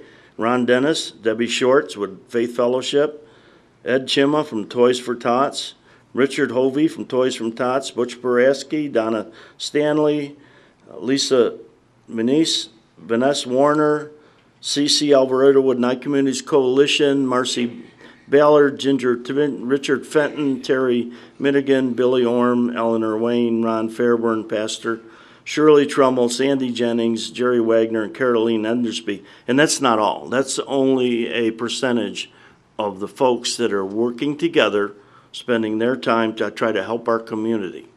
And the reason I asked Mike to come up, a while back we ran into a crisis where nodal abuse says, I'm not handling the food commodities program.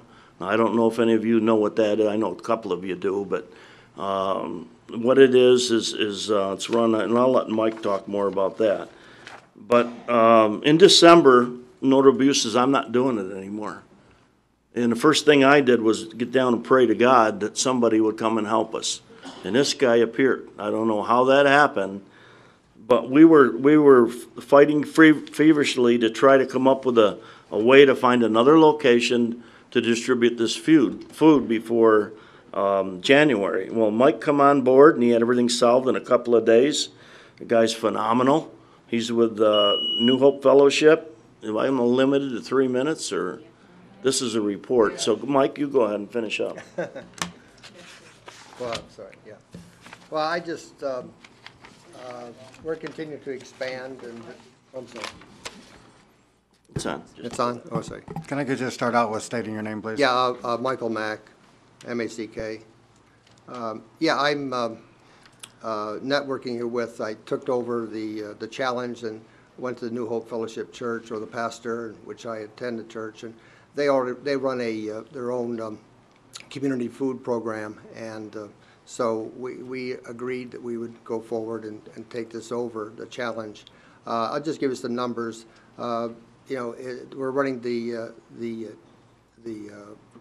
Department of Agriculture food commodity distribution, and in January we fed 295 families, represented 1,167 individuals.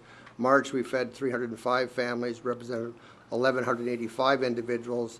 And the shocker is, in May, just last Saturday, we distributed food to 410 families, represented 16 individuals receiving food. And we don't see that, you know, and we expect it to be going going higher every other month. That's through the government program. We run our own food distribution every Wednesday in the afternoon. And we're also seeing, you know, very, very high numbers. We're feeding, you know, 300 families or more, and 700 to 800 individuals, and that's run through the church operation. We need some type of support. I'm not here to ask you for anything particular, but we do have an infrastructure problem, and we're trying to get some assistance and some grants and some things to build out the infrastructure to service the needs. So that's about it. Thank you. We invite you to come at that meetings. I'm sorry. You're supposed Oh, to yeah. say Oh, I'm sorry. 2 or 3 minutes. Oh, I'm sorry. Oh, yeah, we'd like you to come to the Nye Coalition meetings that we have every month on a Wednesday over at the Oasis. Thank you. Thank you. Mr. Chairman, Mike, you know that Ski has offered his property for use in the past, and I can never remember his last name, but he does the auctions. He's the auctioneer, and he has a property on Margaret that he feels would be exactly what is needed for food distribution. So I really recommend you go and talk with him. No? Okay. Well, yeah. Okay, thank you. I'd like to add one thing on that, and that's the fact that your next meeting is on 22nd of June. Yes, thank you. Paula Elefante. I've put a lot of thought into this. For the first time in a very long time, we have a seated town board where all of you were elected. None of you were appointed by the governor. And that says something. That has to say something, that we, the people, elected you to do a job to serve us. What's really sad is at every town board meeting, it seems that when there are hard decisions to make, they get tabled. We did not elect you to table everything. We elected you to make those hard decisions. And that's not something that I'm seeing. I certainly didn't see tonight. And I hope that you think about that, what your job is. Your job is to serve the public, to take care of the town's business. and make those hard decisions. Thank you. Mr. Chair.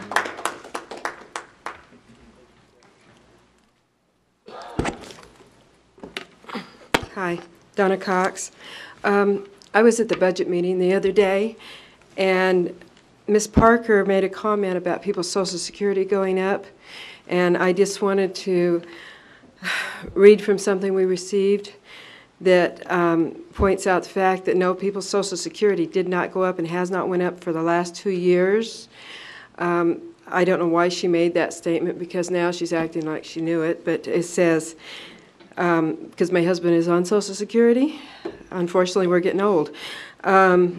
It says, your Social Security benefits are protected against inflation. By law, they increase when there is a raise in the cost of living. The government measures changes in the cost of living through the Department of Labor's Consumer Price Index, or the CPI. The CPI has not risen since the last cost of living adjustment, which was in 2008. As a result, your benefits will not increase in 2011. Please review other important information in this mailing. You can use this letter when you need proof of your benefit amounts to receive food stamps, rent subsidies, energy subsidies, bank loans, or other business. Now, unfortunately, you voted to pass the increase in the tax assessment. What that would have done, had you not done that, would have allowed the people a little leeway so that they could kind of make up for the loss, because most of the people that live here are senior citizens. And they could have used what was being put against their assessment to help make up the difference in that. Unfortunately, a lot of these people are going to end up on food stamps, and they are going to be paying higher taxes. And this might make a difference in whether they can afford their medicines or not, because a lot of people can't afford a secondary insurance. So therefore, I just wanted to state that I am very disappointed in the fact that you people voted to raise the taxes. Thank you. Thank you.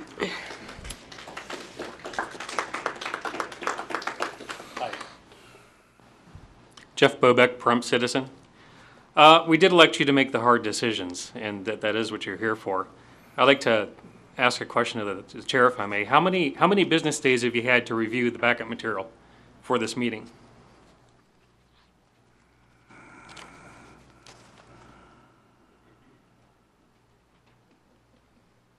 When did I get it? I got it last Friday. Wednesday. Almost a week. No, there were email crashes.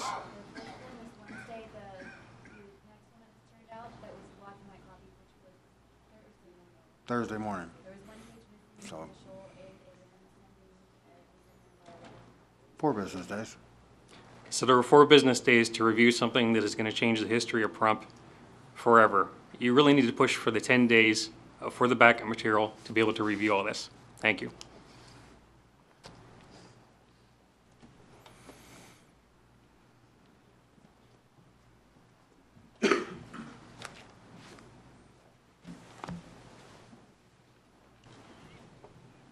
Hi, I'm Jim Dunsing. I like the idea of the theme park coming to town. I think it'd be good to have jobs. I think Front Sight and the racetrack and some of those things build business. That's exactly the kind of thing we need here. I'm really concerned about the methodology, because the guy's coming here saying he's got all this experience building theme parks, finding the right niche, Darby, this bringing was already on the investments. agenda. This is public comment, sir. This was already on the agenda. Yeah, It's tabled, can't speak about it, sir. I can't, a public comment, I can't, what's the rule? If you read it says, action may not be taken on matters considered during this period, specifically included on the agenda as an action item, and because it was an action item. It wasn't an action item. Yes, it was an action item. If it was an action item, public comment is required. So either public comment should have been there at the earlier session, or it wasn't an action item. You can't have it both ways. Mr. Chair, if I may, I mean, you can't allow some public comment to address that agenda item, but I would just remind everyone that that agenda item is going to be brought back at the next meeting, and perhaps any public comment related to that would be best reserved till that meeting. As it was tabled till the next meeting, so it is an agenda item for the next meeting. So the rule is if there's ever an agenda item in a future meeting, we can't talk about it? Correct. Okay, where's that rule? Because someone should change that rule, because what's the point of public comment if you can't talk about things before the board? So I'll stop speaking about the issue, but I want to know what the rule is so I can see it. NRS 241.020. I'm sorry, please say that again? 240? It's on the agenda. NRS 241.020 2C3. 2C. All right, thank you.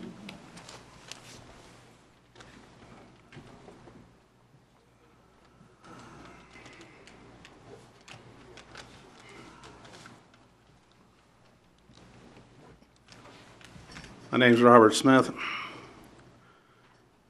You might want to correct me if I'm not right, but I think there was an assessment of $800,000 on that prison that was brought to town that shouldn't have been brought here. And it was supposed to correct the economy here. But yet, all four of you people sat here and raised our taxes of the people that live on fixed incomes here, that worked their butt off all of their life. And you people can set up here in your ivory towers and raise our taxes, even though our property values have gone to hell. Thank you.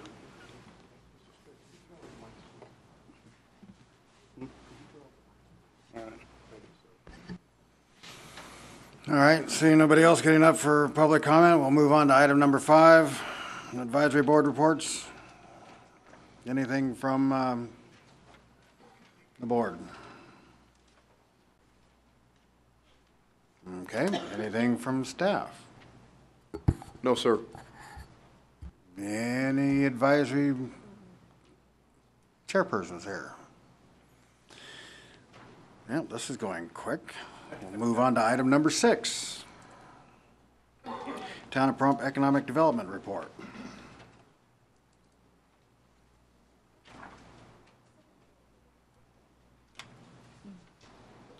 Any questions from the board?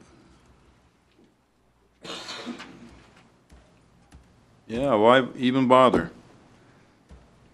We made a decision tonight to not worry about economic development, so why even bother? Any comments from staff? Do you like the new format, the way we have it laid out? This is the second time I've brought it like this, and it's a little bit more readable. It gives out exactly what we're doing, the type of meeting we're holding, at the phone, face-to-face, computer, discussion reasons. So is that okay with you guys? Yes, I actually do like this new format. Thank you.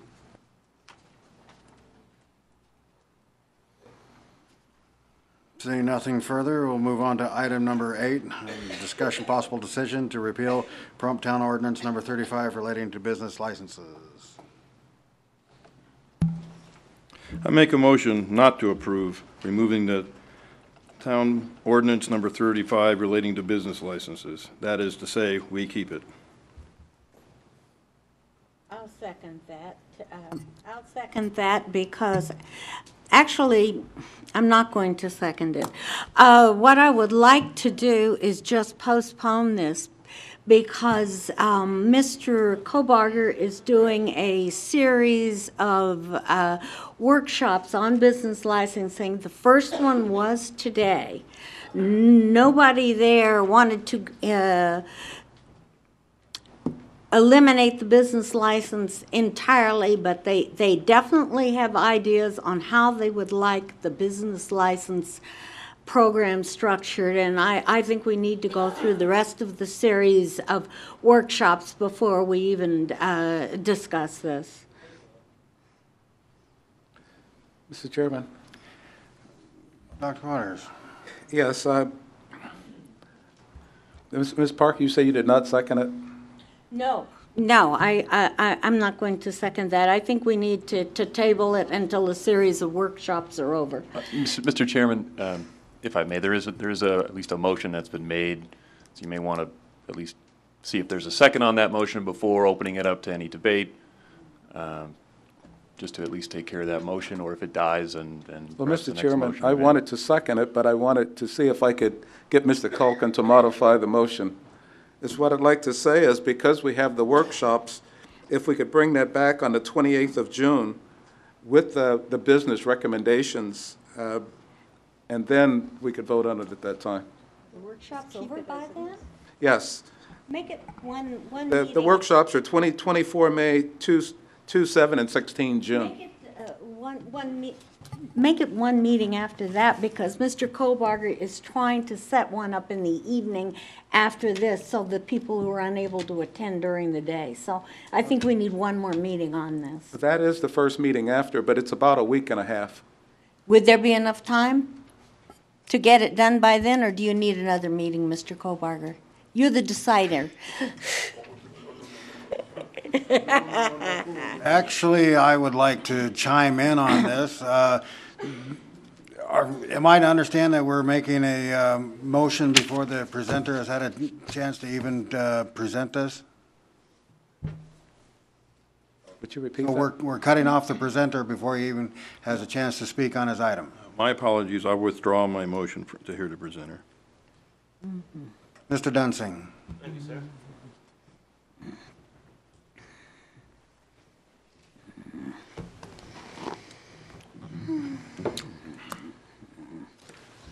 Jim Dunsing again. The Town Ordinance 35 cost the town about $60,000 a year with the numbers we have now. And I don't know what it provides to businesses. There's not a business out there that goes to the business license board and gets a service that improves their business. It adds costs, it adds hassles, it adds inspections, but it doesn't make the businesses of Pahrump any better. And so it seems a no-brainer to me in a time when we need money, in a time when money is short, when we're looking for places to cut, that we cut the things that are losing money. And this program as a whole, start to finish, is losing money. And it's not helping the people of the town. It's not like we have a hospital service and the ambulance is losing money. Okay, when I want an ambulance, I want it to be there if it costs us $20,000, $50,000 a year. I don't know what the number is, but I don't mind losing money there. But when we're losing money on something that's designed to improve business, and it's not helping the business, it doesn't make any sense to me. So it seems a no-brainer to repeal this entirely and be done with it and let the businesses of our town grow and succeed instead of trying to shackle them from the very beginning with red tape. Thank you. Do you have a business here? No. You're not a business person. Do you live Well, I here? am, yes. You live here, but your business is not here? I'm a retired or recovering attorney. Okay. Recovering attorney.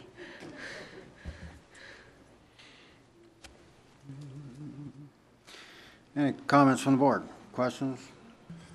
Yes, Mr. Chairman. The motion at hand is to either repeal or not repeal Town Ordinance 35. I think we should make a decision on that. If we vote to not repeal it, then obviously we would move forward with the changes that some of us think should be made to the Ordinance 35. So I think we should clearly establish where we're at. I would take exception with that we lose money. As an example, I think it's important to know for decisions we make what businesses are coming and going, an accounting of the businesses. We know now that more businesses are leaving than coming. The fire department, of course, has the responsibility to know needs to know what kind of business you have, because that might prevent costly things happening in the future. You might have a business that could be explosives or who knows what, and the fire department needs to know what you got going on there. And so maybe up front we seem to lose a little bit of money, which that could be rectified, because Walmart, as an example, shouldn't pay the same amount of money I pay for a business license. But on the other hand, maybe when the fire gets put out, it costs us a lot less money to put out that fire because we knew what kind of business they had. We required certain things of that business, and that saved us money in the long run. So sometimes it's not as simple as what's right in front of your face. Sometimes you have to look a little further. I don't like covering things up, and I like knowing that factually we're losing more businesses than we're bringing. I don't want to forget that fact, because we need to be thinking about bringing jobs here in businesses and what's the obstacles and what's causing those problems, and not cover it up and we don't have a clear understanding of what's going on here. I feel this is very important to keep, and it does need some overhauling and so on, and we can address that down the road. But I think we need to clearly establish tonight whether we're going to keep this ordinance or not, and then that establishes what we do in the future. Thank you. Well, then make a motion. Mr. Chair, just a point of clarification. The board cannot repeal the ordinance by a simple vote tonight. You can direct staff to begin the process to develop an ordinance to then repeal the ordinance. So there will be some procedures that will be left to take place, including publications and having the appropriate time period. So just to clarify, even a vote tonight wouldn't repeal that ordinance. We still have to follow the procedures outlined in the NRS. But I just wanted to clarify that if a motion is to be made. Okay, well, I'm going to go ahead and make a motion to not repeal Town Ordinance number 35. So we clearly establish that we're keeping it, and then it makes sense that we're going to now look into overhauling it or make changes or whatever. I'll second that. Okay, we have a motion and a second. Any further comment from the board? Yes, Mr. Chairman, I'd just like to say that when we talk about the business license ordinance, and I agree with many of the citizens who don't like everything in the ordinance, but we don't throw out the baby with the bathwater. What we need to do is look at it, we need to fix it, and we can do that. So just like to let you know that we need to keep the ordinance, but we do need to fix it. And because we have workshops already scheduled with the businesses, I think we'll have pretty good input as to what works for the businesses in town. Thank you. Ms. Andersby? Mr. Chair, the budget and the audit did show that we have been on a decline, but the expenses has been going down also. But the economy has been on a decline, so I'm sure businesses here are impacted just as it has been nationally and globally. There is a fund balance, which means that at one time, the business license was in a positive and growing fund of its own. So right now, there is money within that fund, within that category, special revenue fund, to take care of any losses until the economy picks up. So I don't see that finances should be part of it, because expenditures have been going down as well as the income, but we are still having an ending fund balance. It won't last. We certainly need to look at what we can do, but it is in a positive fund balance. Thank you. Thank you. Anything further from the board? Anything from staff? No, sir. Will Mr. Balakwi? Hi, Paula. My name's Al Balakwi. I'm the Community Business Economic Development. I'm the individual that runs the business licensing PTO. And with the chairman's permission, I would like to speak very frankly. Of course, never with no disrespect to the board. But I am totally and completely amazed. The ignorance astounds me that someone can come before this board with no factual information or evidence to present before this public board. Has this individual done any due diligence whatsoever in regard to what the business licensing in this town does? Has he spoke with any of the staff or collected any factual information on the numbers? And there's been emails flying all around, and they're all incorrect. And it would just take a matter, if someone really believed in what they were saying, to come and get the factual numbers behind that. Is the individual aware that we've had over a half a dozen workshops in a 3-month period of time? Is the individual aware of how many businesses have attended those workshops? How many businesses have been helped by those workshops, and how they felt about the workshops that were given to go ahead and help and enhance the businesses?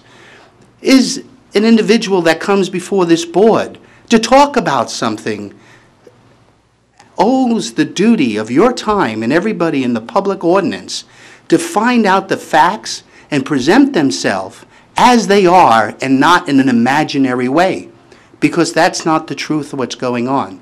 The fact that we plan starting next month to have a monthly meeting for businesses and taking on their questions and seeing what they need to do and how to help them? And how many businesses do we assist on a daily basis? How many complaints does the business licensing department have to process? In all different categories, in all different areas, in all the ordinances that we go ahead and deal with, and how effectively or ineffectively in some cases that we deal with that. I mean, this is like so much more than just one simple thing. And I would ask the board that when things like this come before them, that they require somebody not to waste your time, to have respect for you by collecting and presenting themselves with factual information that they could say, yes, we went to the town office and spoke with them, and I found nothing out, or I did. Nobody came to the town office, nobody talked to that department, and no one talked to myself either. So how they could come and say that they know something just astounds me. Again, if I seem a little bit over the top here, I apologize if any disrespect is taken, because it's not my intention. It just boggles my mind what comes before this board without common professional courtesy. Thank you very much. Thank you. Yes.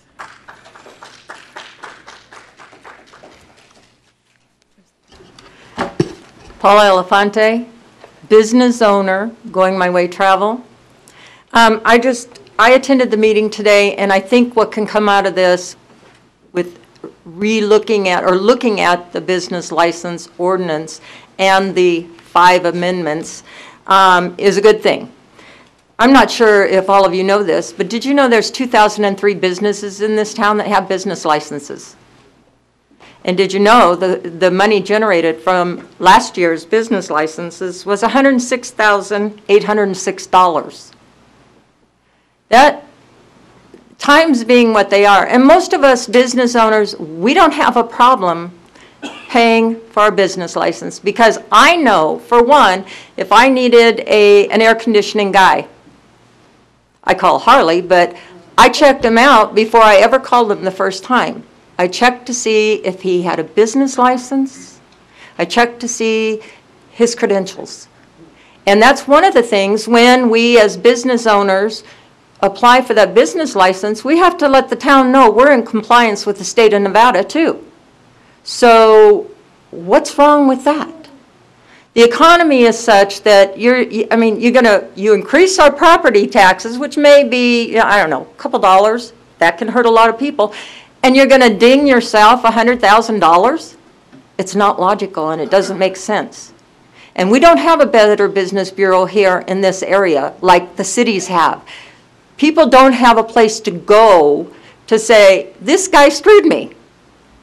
They come to the town office where someone should have gotten their business license, or they go to the Chamber of Commerce. The Chamber says, you have to call the Better Business Bureau. They're in Las Vegas. So, I think that you need to revisit the business license ordinance. Just my thoughts. Thank you. He already spoke.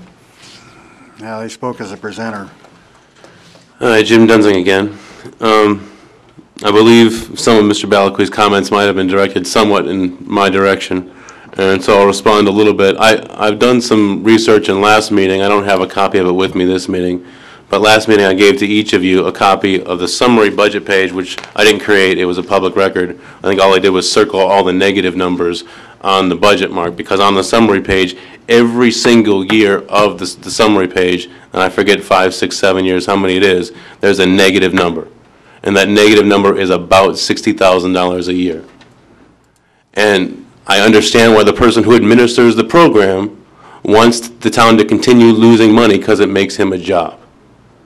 But it does not improve the businesses here in Pahrump. It has a negative bottom line for the town, and it seems almost like we have no choice but to cut where we're already losing money, start in the worst spots first, get rid of the anchor, and let's see if our businesses can come back without the red tape. Thank you. Okay. My name's Andy Alberti. I'm a citizen here. And I sent out an email a couple of weeks ago that the newspaper picked up where I suggested going to a process of business registration as opposed to business licensing. And I proposed that because if you become business registration, every NRS that relates to business licensing does not apply. To me, business licensing should help businesses accomplish their tasks. And one of the things you don't have at the town is a way to search businesses by category. You want a TV repairman? Can't find them. Not in your list, but you can in the Chamber's list. They have a dual searchable database. That was why I recommended in my email that we look at maybe transferring the responsibility for business registration to the Chamber. Also want to correct something that a previous speaker said. I looked at your budget. I think it was $63,000 for salary and $33,000 for benefits, which came to about $100,000 in cost. And the revenue, I'm sorry, that was the, there was one other figure in there, and I think the total came to $117,000, if I remember correctly. I didn't bring my papers tonight, and I didn't think I was going to speak on this. But my recommendation and suggestion would be to examine the process of business registration, to encourage companies to, there we go, to encourage companies to list their businesses with our town, but to make it easy, to make it searchable so people can find what they're looking for just by going onto your database. Right now, I don't think it's a business-friendly database. And my understanding is there's around 1,900 business licenses. I think the 2,000 figure is a little high. Okay, here's the figures. 68,000, roughly 69,000 in wages. Benefits is 33,000 to a town employee. Half of the wages, again, just in benefits. Then there's supplies and other charges of 15,000, which came to a total cost of 117,382.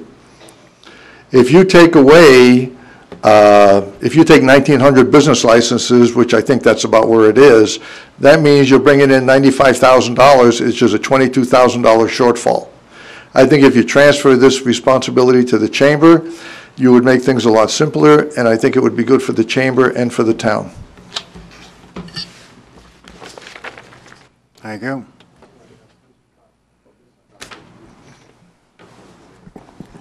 Hi, Sandra Darby. I'm going to speak in favor of getting rid of the business laws. The reasons for this is being, I receive 1099s, which means, according to this PTO 35, I would be required to get a state license and a business license for the state, for the town of Pahrump. I'm going to thank Al because he's been working very hard to help me get my business license and to set up a corporation. I get paid by the line for everything that I do.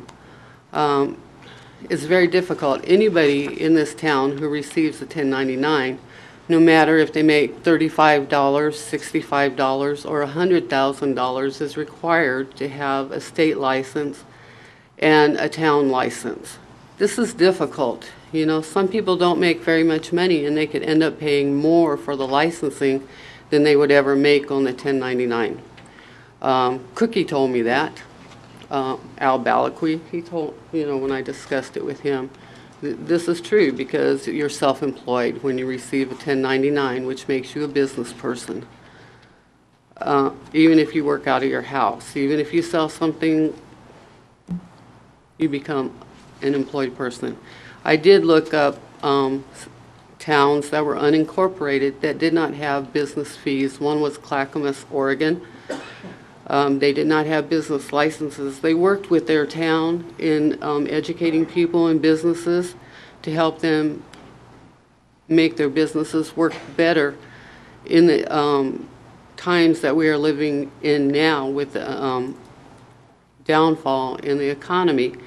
They still provided the things that the businesses needed with the downturn by offering stuff that Al is offering. I've been to Al's classes. They're great. He does a very good job at what he does.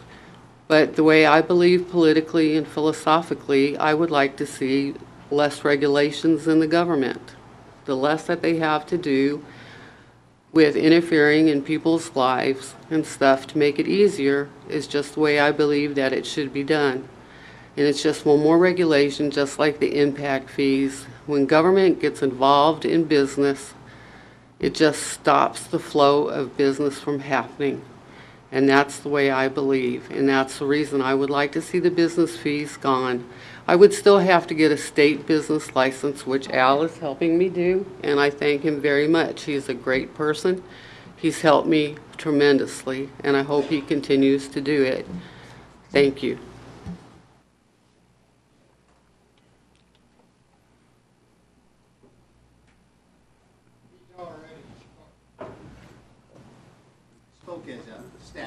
I'm coming up as a public comment. Is that satisfied to you, Mr. Chairman? It's your call, sir. I'll honor your decision. I'd like to speak on my good friend, and I consider him a friend, Andy Alberti's voodoo economics. The fact is that there is 2,300 business licenses as of this month. So his 1,900 to 2003 is off 103. It's a constantly changing thing. And if again, you know, why would he not come down and collect the facts and understand how it works? Nor did he, you know, he spoke about salary, nor does he know that the business licensing budget supports 2.25 to 2.5 full-time employees. But that wasn't brought up because, and he didn't know that because he didn't try to find out, because it didn't serve the agenda in which he's looking to place forward.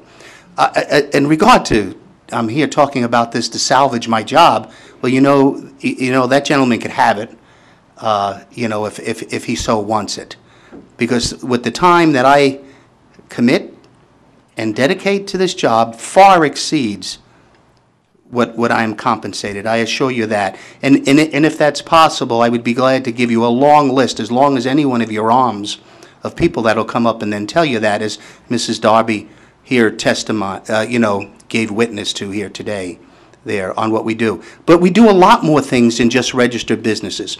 Mr. Alberti again brought up a good point. Maybe the search engine needs to be changed.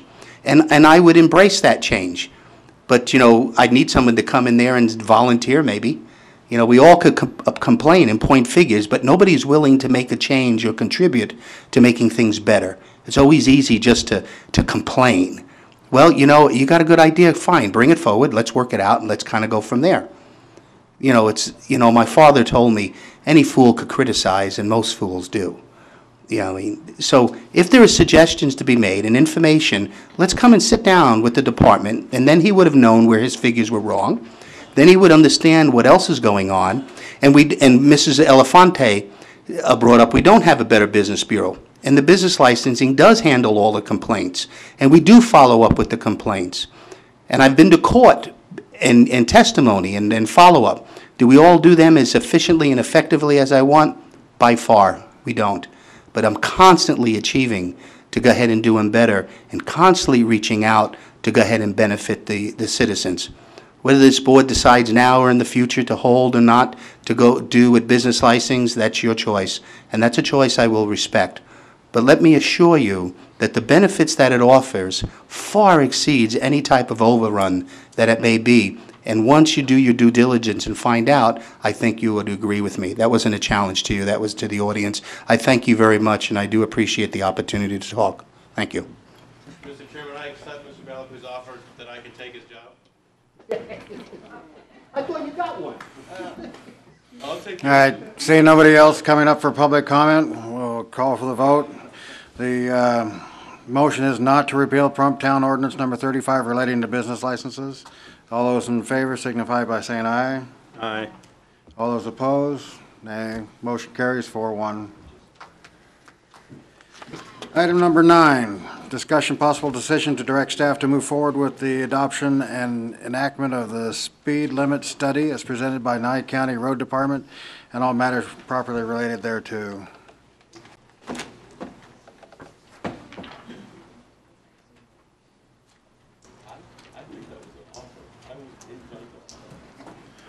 Mr.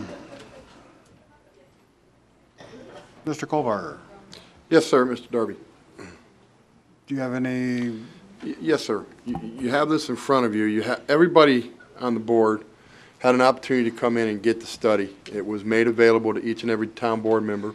You had an opportunity to take it home, read it as long as you want, bring it back, and from my understanding, all 5 of you have done that. This was supposed to have been on the agenda, I believe, at the last meeting, but that last meeting was extremely full. So I decided to make a decision to move it to this one, to where it's not too much stuff that's on the agenda. So hopefully we won't be there till 2 o'clock in the morning, because I know we've had some complaints on that. So pardon me for moving that item. You have several things you can do here. You can direct staff to move forward with the adoption enactment, which is, we take it, the attorneys, they create an ordinance pursuant to the traffic study, all the speed limits are in there, and bring it back, and you guys approve it. Then we go through the ordinance procedure. Basically, you approve it, we go out and advertise it, it goes out and advertise, we have a public hearing, bring it back, everything goes well, you vote on it. Or you can direct staff to not follow through with what the traffic study states and do your own, not study, but do your own speed limits. You can create all speed limits in the town as all paved roads of 45 and all gravel roads of 25, which is where it is right now. Or you can vote to do nothing, and then it dies, and we don't have legally set speed limits, but only on 2 roads in the state, in the town of Pahrump. So you have 3 options. Those are the 3 options as I laid out. I'd like to speak on this, if I may. thank you, Mr. Kohlbarger. Yes, Ms. Parker. I asked to have this put on the agenda after speaking to Mr. Fanning. And there's a history on this. Speed limits, I went to a meeting, I'd say 7 or 8 years ago. I thought it was a town board meeting. Mr. Kohlbarger can find no record of it, so it must have been a county meeting, where the speed limits at that time were set at 45 miles per hour on a paved road and 25 on gravel unless otherwise posted. And Mr. Fanning said, what are you going to do about this speed limit study? Because as Mr. Kunze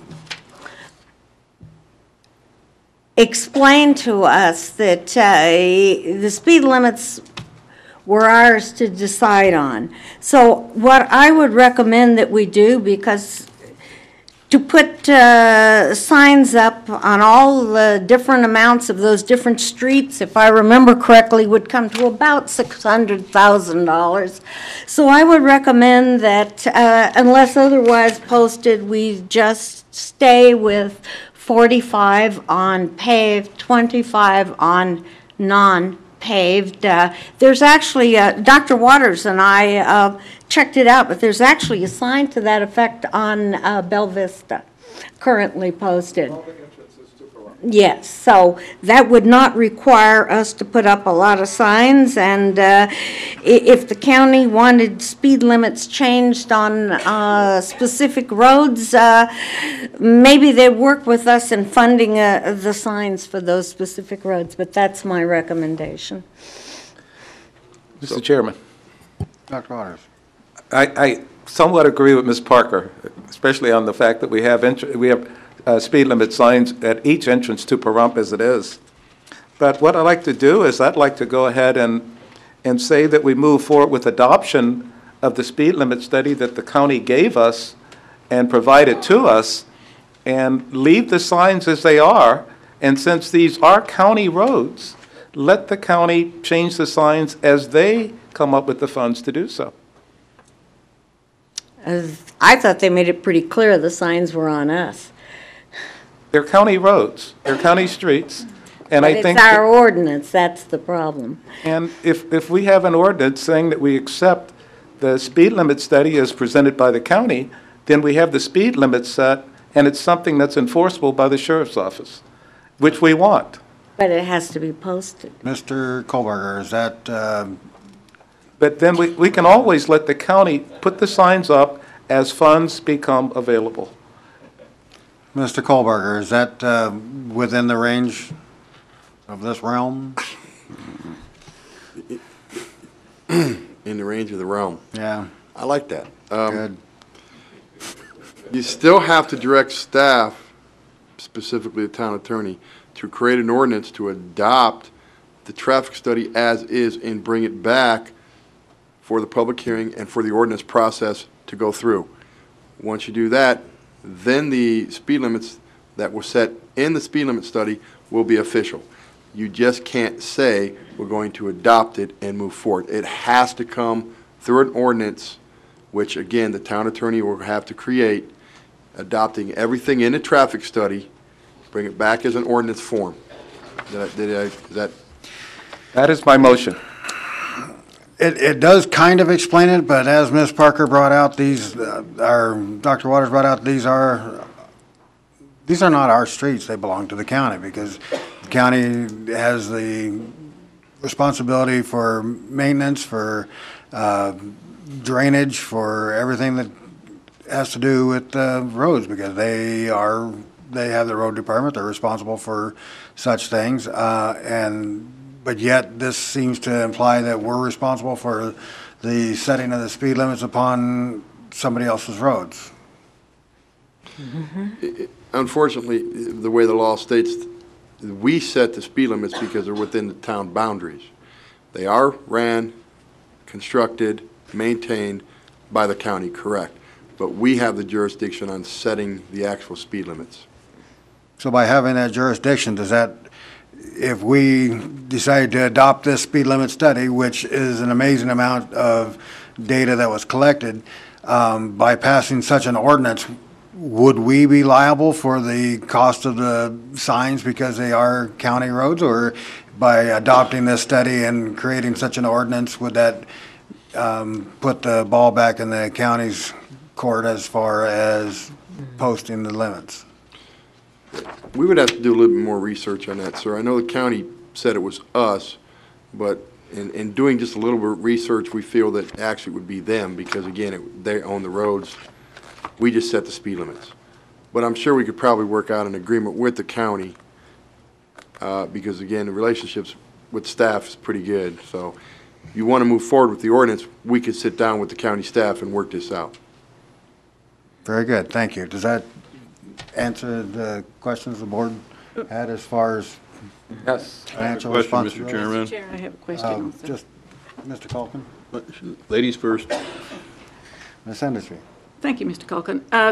My question is, we have an ordinance in place already that addresses traffic and speed limits. I have it right here in front of me. It was adopted started back in 1971, but was brought forward when the town incorporated, and it's ordinance number 4, which now is, if it was codified, would be within another article under traffic laws, because that would bring all those ordinances together, because there's several ordinances that have been passed in the past, starting in 1971, going to 1983 to 1984, that addresses traffic control in various elements of motorcycle, dirt roads, gravel roads, Comstock Park. All those are ordinances that are on the books now. So establishing another ordinance doesn't seem necessary. It seems that we need to move forward on either codifying our ordinances so they're all together and making sure they're in line with what it is, if we adopt the study, that it goes into an amendment to the existing ordinances. Sir. Mr. Darby, if I can respond to that, please. In creating a new ordinance, we'd repeal all the old ones because you want, it's what I explained today at the business licensing. Why do we have 3 ordinances that address animals? Why do we have 2 ordinances or more that address business license? Why do we have 3 ordinances that address speed limits? It's ridiculous. We need to start going back and repealing all the ones, creating one ordinance that deals with each and every issue, and that's what we're trying to do right now. We create one issue, one ordinance that goes out of the study, repeal all the other ones, and move forth. because the other ones, as Mrs. Innesby correctly stated, 1971, before 3/4 of the roads were paved. You know, but that's the truth. I mean, and before probably, I would have to estimate, and correct me if I'm wrong, 80% of the people were here. So take away 80% of the people, you take away 80% of the vehicles. 71, he probably still had horses and carriage, and that's not being facetious or anything, but they probably still did. But as because it was a horse and it's an agricultural town. So we need to create one good, solid ordinance that addresses the issue, and that's why moving forward with this is what we would do, what basically a town attorney would do. So, Mr. Chairman. Mr. Calkin. Go ahead. It's okay.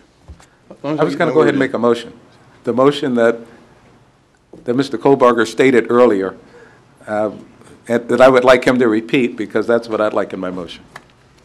Well, I'd like to, actually, I shouldn't be able to talk after you make a motion, so if you could hold off on that a minute. Mr. Kohlberger, would you repeat that? We direct staff to accept the speed limit study and move forward with all the other words you said. Oh, man. Is he making a motion or against it? Well, like I was saying, before you make a motion, I'd like to interject some opinions. Me too. Then you can make your motion. I have no intention of making one, but.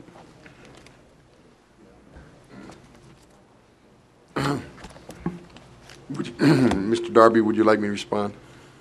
I'm sorry? Would you like me to try and clarify that, sir? Yes, please. Thank you. It's basically directing staff, specifically the town attorney, to create an ordinance to adopt the speed limit study as is and bring it back to the town board to start the ordinance process. Start it with the first hearing, then the second public hearing, the vote, the advertising, the whole process, and that's what I had stated. And again, in creating this ordinance, the town attorneys would repeal the past ones and make one ordinance that is all encumbered. And that is my motion. Could I ask you to add a phrase to it? Provided the town doesn't have to pay for the signs? Because I want that clarified. I don't want to pass this ordinance and then find out that the county says you got to pay $600,000 for signs. Well, again, So would you feel comfortable adding, provided the town doesn't have to pay for the signs? I'm not sure, only because I think that's something that would come down the road, and we might be able to negotiate. You need to negotiate it first before you commit yourself.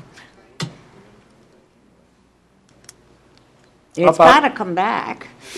We can bring it, Mr. Darby, if I may, sir. Go ahead. I'm waiting for your approval.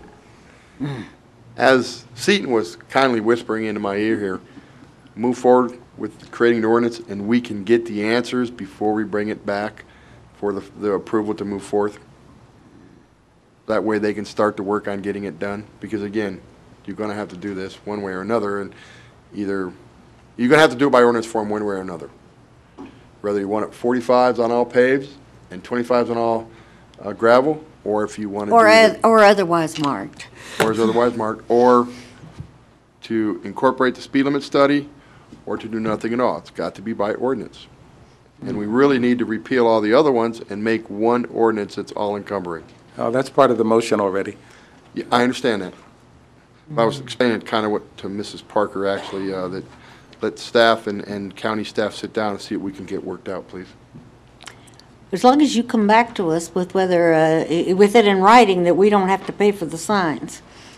Because if you don't get it in writing.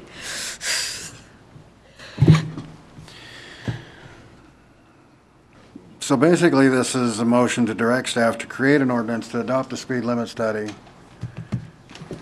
Yes. As presented. As presented.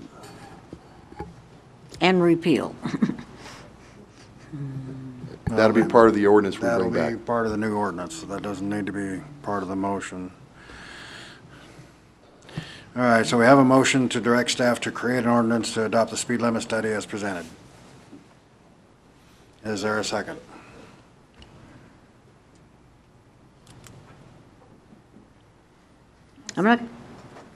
I'll second, sir. Okay, any further comments from the board?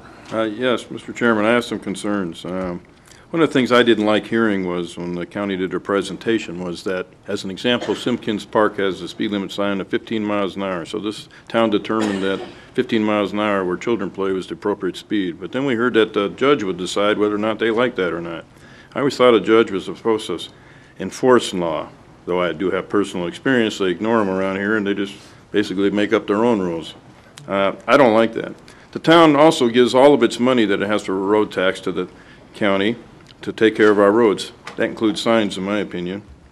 I don't like the basic thing here, 45 on paved and 25 on not paved. If they pave my street, I don't want anybody driving past my house 45 miles an hour. I think on non-section line roads, 35 is ample speed, and 45 on paved should be reserved to section line roads, which are normally the thoroughfares that people use to get to wherever they're going. So I like that.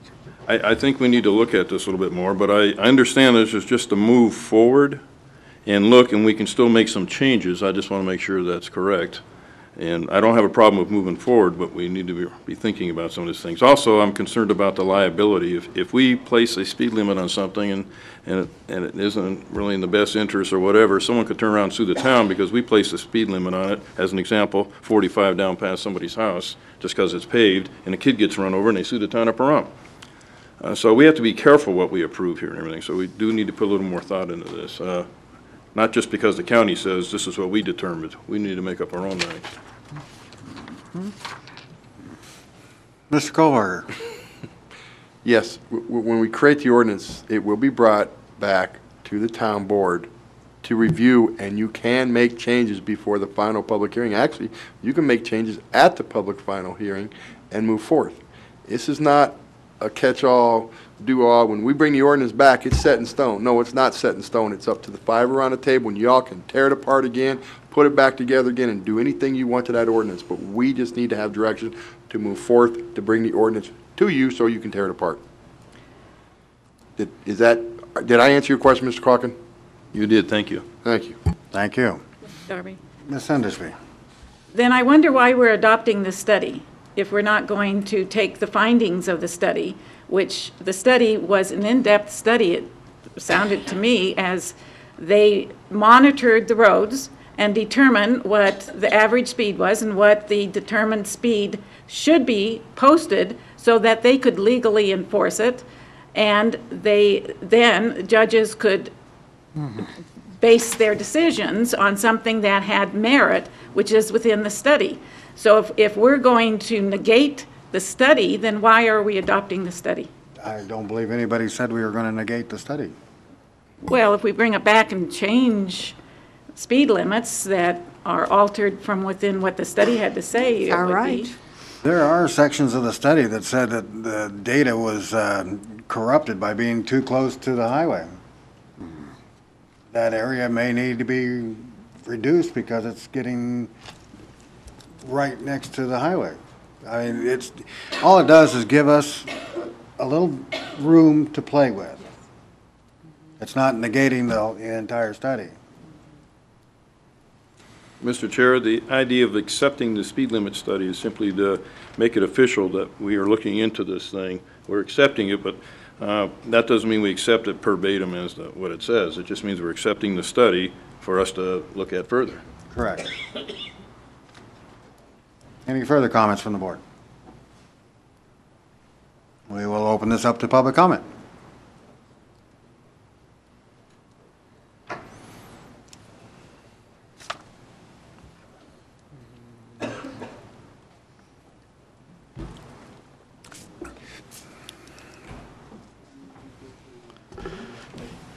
Andy Alberti, citizen. You guys scare me when you start doing things like this, and I'll tell you why. The county has responsibility for county roads, period, in my opinion. And it would be nice if the town would go to the county and say, we think you need to make some adjustments, and here's why. But I think when you start taking on that responsibility, that's the first raindrop in the beginning of the deluge of things you're going to take responsibility for. I think you need to leave the responsibility where it is. and ask them to comply. And I can recall when Sam Musselman at the county worked in their sign department. And he used to put signs up on the roads. And some of them, I believe, were speed limit signs. I think the county's done an excellent job in providing signage. I think we just need to ask them to put them where they should be. And with that, I'm done. Thank you. Butch Boraski, I'm going to try to help you a little bit, and then I have some comments. Vicki brought up the point, Pahrump did set speed limits at one time. It was over on Center Street, around the library in that area. When they did it, I don't remember. I wasn't on the town board at that time, or I wasn't on the town board, so I can't answer that. I think Mr. Fanning was quite clear that if the town were going to set the speed limits, that they could pay for the signs. I mean, you can go back and talk to them and ask us to help participate in that. I'm sure we would be open to listen to that. But I also hear town board members saying we want more responsibility, but now you want to shift everything around. I mean, if you want the responsibility, you have to take what goes with it. And, you know, the NRSs are quite clear what the town board's allowed to do and what the county's mandated to do. And I'd be glad to work with you. I've offered that all along to try to help you any way I can. So if you're not comfortable making a decision, Vicki, I'd suggest you talk to Mr. Fanning tomorrow, get your questions answered. I have spoken to him. Or get a list of questions and give them to me, and I'll get them answered for you. Because there are some issues there, so. Yeah, I know. Again, it was my understanding that the town has to set speed limits, not the county. We did originally with 25 and 45, and there's been some legal signs put up and some not so legal signs put up. And your judges will tell you, you can't enforce it because when you come into town, it says 25 and 45. Even though there are some school zones and whatnot, but where you go down Pahrump Valley Boulevard, goes from 45 to 35, that wasn't done legally. That was a county commissioner who directed somebody to go put that sign up, and you want to go back and look at the research on that, I could help you with it. Okay, it wasn't me, by the way. Thank you. Thank you. Any further public comment? Okay, seeing none, we'll go to a vote. The motion is to direct staff to create an ordinance to adopt the speed limit study as presented. All those in favor signify by saying aye. Aye. Aye. Aye. Nay. All those opposed, motion carries 4-1. Ms. Parker was an aye. I don't want to pay for the signs. Item number 10. Discussion possible decision to approve the MOU for Family Movie Night in the Park Series program in the amount not to exceed $8,400 from the Parks and Room Tax Fund. Mr. Chairman, I remember when this was started, a person came forward and said they wanted to do a movie in the park, just wanted permission to use the park. And now we're looking at over $1,000 a movie. I think too much sometimes, but I think about all Americans who have fought in wars and died, and I sometimes wonder why.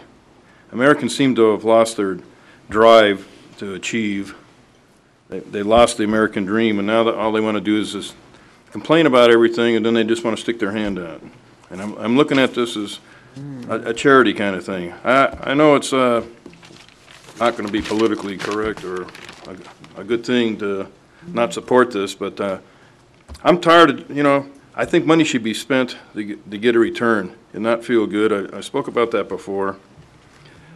Maybe if enough Americans stop getting handouts, maybe they'll start to caring about things that they should be caring about, like finding a decent job or whatever. We make it too easy for them.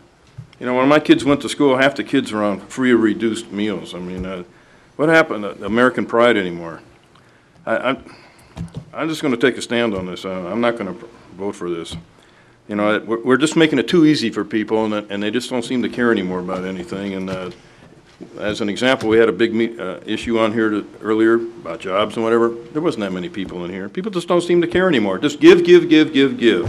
You know, how many people are live in welfare housing in this town? Far too many people. Give, give, give, give, give. Now, I'm tired of giving. Maybe Americans need to be told, you want something, you got to earn it. That's how I raised my children. My children never asked for nothing they didn't earn, and my children always worked. You know, my son, it's hard to find jobs here, believe it or not, when my son was in high school, he babysat an infant newborn and changed diapers and everything. Good for later on being a dad, but he did what he had to do to earn money to help pay for the things that he needed.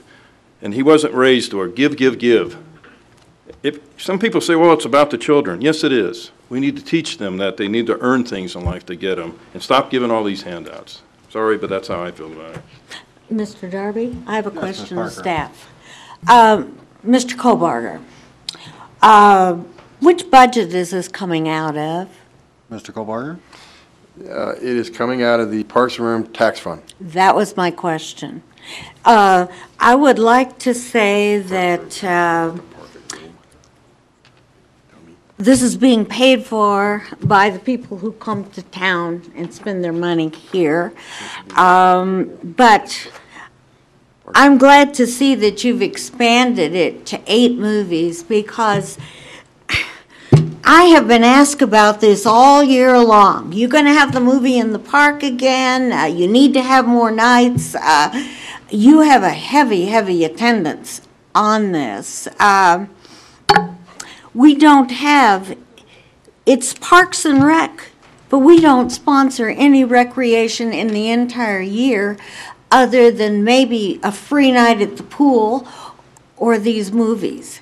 And for many kids in town, these are the only movies they'll see all year long because their parents can't afford to take them to Las Vegas and pay the movie fees there. And if you haven't been to the park for a movie, even if you don't stay for the movie, I really think you should drop by. Talk to people. It's a friendly crowd. They bring their chairs, they bring their blankets, they bring their coolers. This is important to the people in Pahrump, and it's particularly important to the families that are unemployed or underemployed, because the park is all they can afford to do for their kids.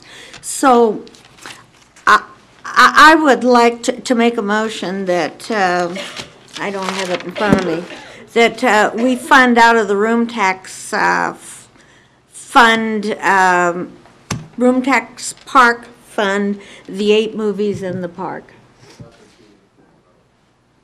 Yes, not to exceed $8,400. I just didn't turn my computer on. It gets tired. I'll second that motion. All right, we have a first and a second for that. Is there any further comment from the board? Just to let the board know, before, I don't mean to cut you off, Mrs. Endersby, just to let the board know, Mr. Darby, we have a member of the Parks and Rec Board here tonight. Now, Mr. Nick Moore didn't want me to mention his name, so I won't, but he is here tonight, and also Matt Lewis, Buildings and Grounds Manager. They'd be glad, willing to come up and answer any questions the town board may have. And again, it was Nick Moore, but I won't mention his name. Thank you for that. Yes, Mr. Chairman. I was going to ask a question of Mr. Moore, if he wouldn't mind stepping forward.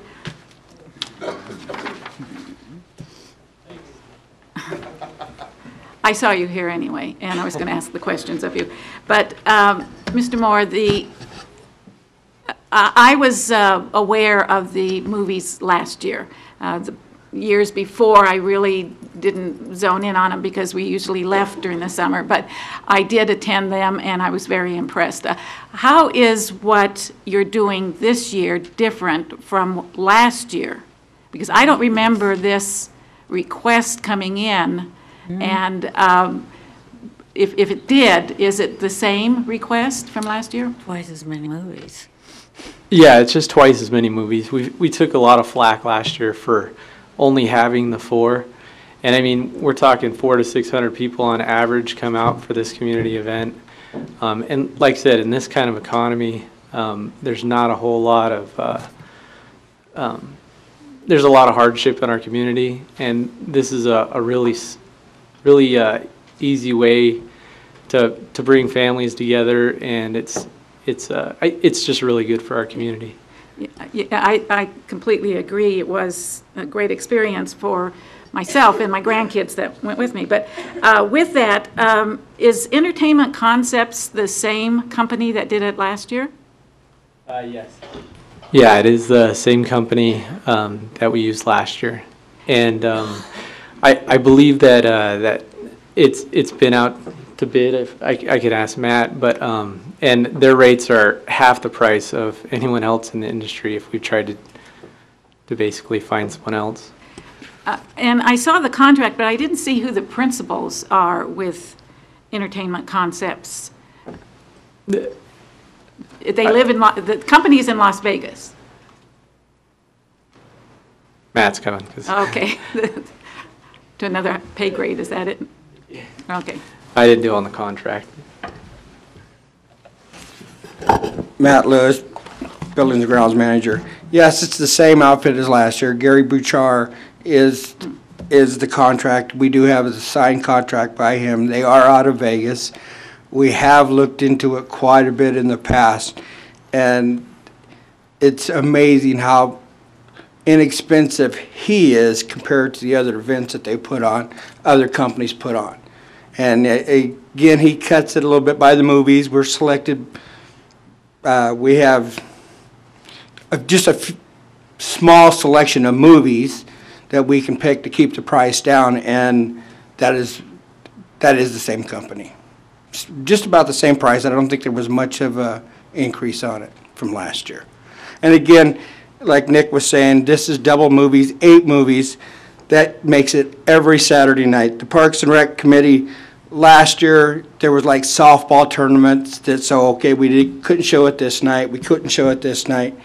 And they made moves this year. No, parks and the movie in the park is going to take precedent over all of it. So a family can count on every Saturday night having an event to go to. You know, it's been brought up, we have over 200 homeless families in the community. You know, it's just a little something these kids can look forward to, saying, Saturday night, we get to go to the movies. Right. And that's why we did it every Saturday night throughout the summer. Thank you. And just another question, if I may. Last year, you had the snack bars open and had volunteers manning them. Is that the same process, procedure you're going to do this year, or how are you going to man the event? And looking at the organizations, any organizations that's interested, we first look at youth organizations or nonprofit organizations, of course, that come forward. This year, one person came to our meeting or suggested that we look at the Pahrump Youth Softball Association because they've had some hardship in the papers. There's hardships in their organization, and they could really use, you know, a step up and some help in recovering from their situation in their organization. But it's open to any nonprofit youth group. First chance, you know, just come to the Park and Recreations Board, and we're happy to look at everybody and choose the most. Yeah. And they would be obligated to then help in the snack bars? Is that what you're doing? Correct. I mean, the Park and Recreations Board's there to help set up the movie, take down, make sure to clean up. The community's so great. I mean, you know, you never have to really ask. Everybody just picks up their mess and puts it away. It's great. It's not a big. Ask Matt. I mean, his staff's not going around complaining about this event by any means. So. Great. Okay. Thank you. Thank you. Any further comments from the board? Any questions from staff? No, sir, but again, that was Nick Moore. Thank you, Mr. Moore. Thank you. I do it. A quick comment. Again, I want to thank you for going to 8 movies, and I hope you continue it in the future. I really like your every Saturday night concept, because I kept getting asked, is there a movie this week? Is there a movie this week? And if I wasn't carrying the schedule around, I couldn't answer the questions. I would just like to add too, real quick, what we're doing, we're putting an extension line at the phone, well, an extension that you can call the town office, and it says go to extension 303. It will tell you the movies that are that weekend, so it will be on the flyers. Rodney Camacho is on the advisory board. He's done a great job with the flyer that we're going to get out to the schools. That's why we got the movies picked. The little flyers that are in your backup, there's 2 of them where they're half-page flyers that we're going to get out to the schools again, so the families can put it on the refrigerator or whatever and look forward to the movie. So thank you, Rodney. He's done a great job, and that's why the movies are all selected at this time. Mr. Chairman, because you'll have these movies in the park, then you'll have to have some of your staff present, correct? Negative. We don't. Like Parks and Recs volunteer, the committee is the one that's there. I go there every once in a while for it, but far as staffing, no, we don't staff it. We do clean the bathrooms, the restrooms, but that's no more than we do every night of the week for every baseball game, soccer game, or any other event you see in the park. Thank you. Mr. Chair, I'm sorry if I have the opportunity. One more question on security. I saw that there was a request for the town to be responsible for security. Is that a cost factor there? And is that something the vendor can do within their contract? Security, how they've been doing it again, Parks and Rec, we usually have average three of the board members there. Several parents that are consistent every single week, and the sheriff department has been really good about responding. We've really not having any, in 4 years, have not had any major issues out there. So it's kind of the community kind of policing itself with the backup of the sheriff department. Okay, thank you. And there is funds in the special fund, so it is in a positive. Thank you. Yeah, your question, Mrs. Indersby, yes, it has been budgeted. Yes, that's what I was saying. It wasn't a question. It was a statement. Any further questions from the board? I'd just like to make a comment. You know, sometimes sitting here is a little frustrating. When we had our budget meeting, we announced to people that if we didn't do the property tax rate increase, we would have to lay off emergency service personnel, meaning that if you called for an ambulance, had a heart attack, maybe no one would show up. Well, that didn't seem to bother anybody. We had an awful lot of outrage about raising it. But now we're just going to feel good, and it's okay to spend money. I have a little trouble understanding people. I would like to thank you, Mr. Moore, and your staff or your board for trying to do something good for the community, but sometimes it's called tough love, you know, and I just have to make the tough decisions. I don't think we're helping the children if we're not placing an importance of, you know, working and so on, and we just hand things to people. So I just have to stand by my feeling, but I do want to thank you and your board for your efforts. I'm sorry, I got lost here. Who made the second? Ms. Parker made the motion? Dr. Waters, thank you. Okay, anything further from the board? We'll open it up to public comment.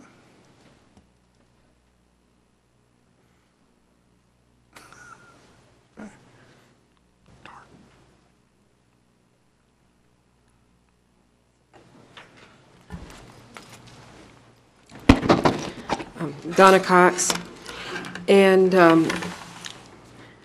I'd like to speak on behalf of this because I've been one of the people that goes to the movies. I've been there, I know what happens. It's not been that long ago that this board declared us as being poverty-stricken, and then you saw fit to raise our taxes. I think it's time to give a little bit of that raise back to the community, and you can do so through the children. The kids, the children that go there, they're all excited. They think it's a wonderful thing. I mean, I as an adult enjoy it because I don't watch TV. I don't watch movies at home. To me, these movies are something refreshing to see. It's something new to me, but the only complaint that I have heard from the community is the fact that a lot of these movies to other people have been seen, and they would rather you spend a little extra money and bring them some new movies or some up-to-date movies. So if you're going to spend the money anyway, maybe it would behoove the whole community to throw in a few more $1,000s at this point and bring newer movies and put out some better advertisement. Part of the problem was the advertisement. There's not enough advertisement to really get a good crowd there. Although, you know, I think they've averaged about 600 people that I've seen there. There's never been a problem. We all bring our blankets, bring our chairs. The kids are happy. They run around till the movie starts. Most of them sit right down and watch the movie. They're very quiet. They're really enjoying it. They pay attention to it. The parents are good. We've never had a big need for security. I think one time we saw the police come, and that was for an incident that was over by a restroom, had nothing to do with the movie.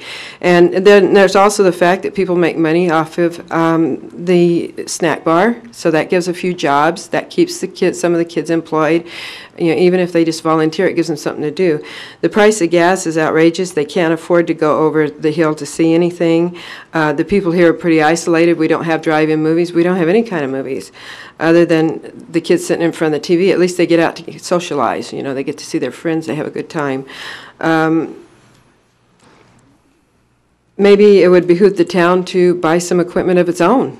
I mean, now you've got $8,000 over a 5-year period, maybe $40,000 invested in this. Maybe you should just buy the equipment and the Parks and Recreation Department put it on. You might save some money that way if you want to save money.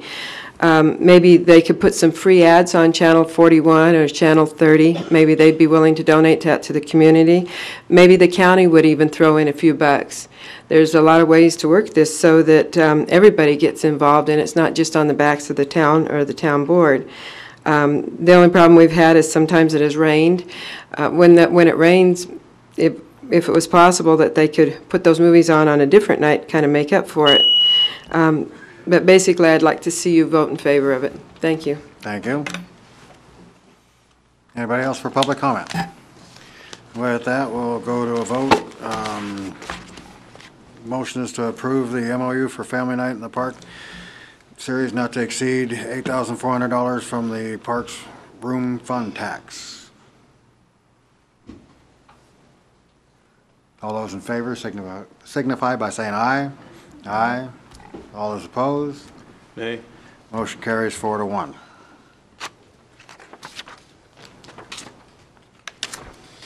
Item number 11, discussion possible decision to approve a contract with Anthony Roofing and Waterproofing to re-roof the town annex building in an amount not to exceed $7,000.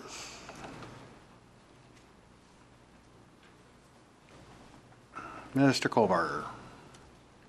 Does the board have any questions about the proposals in the backup?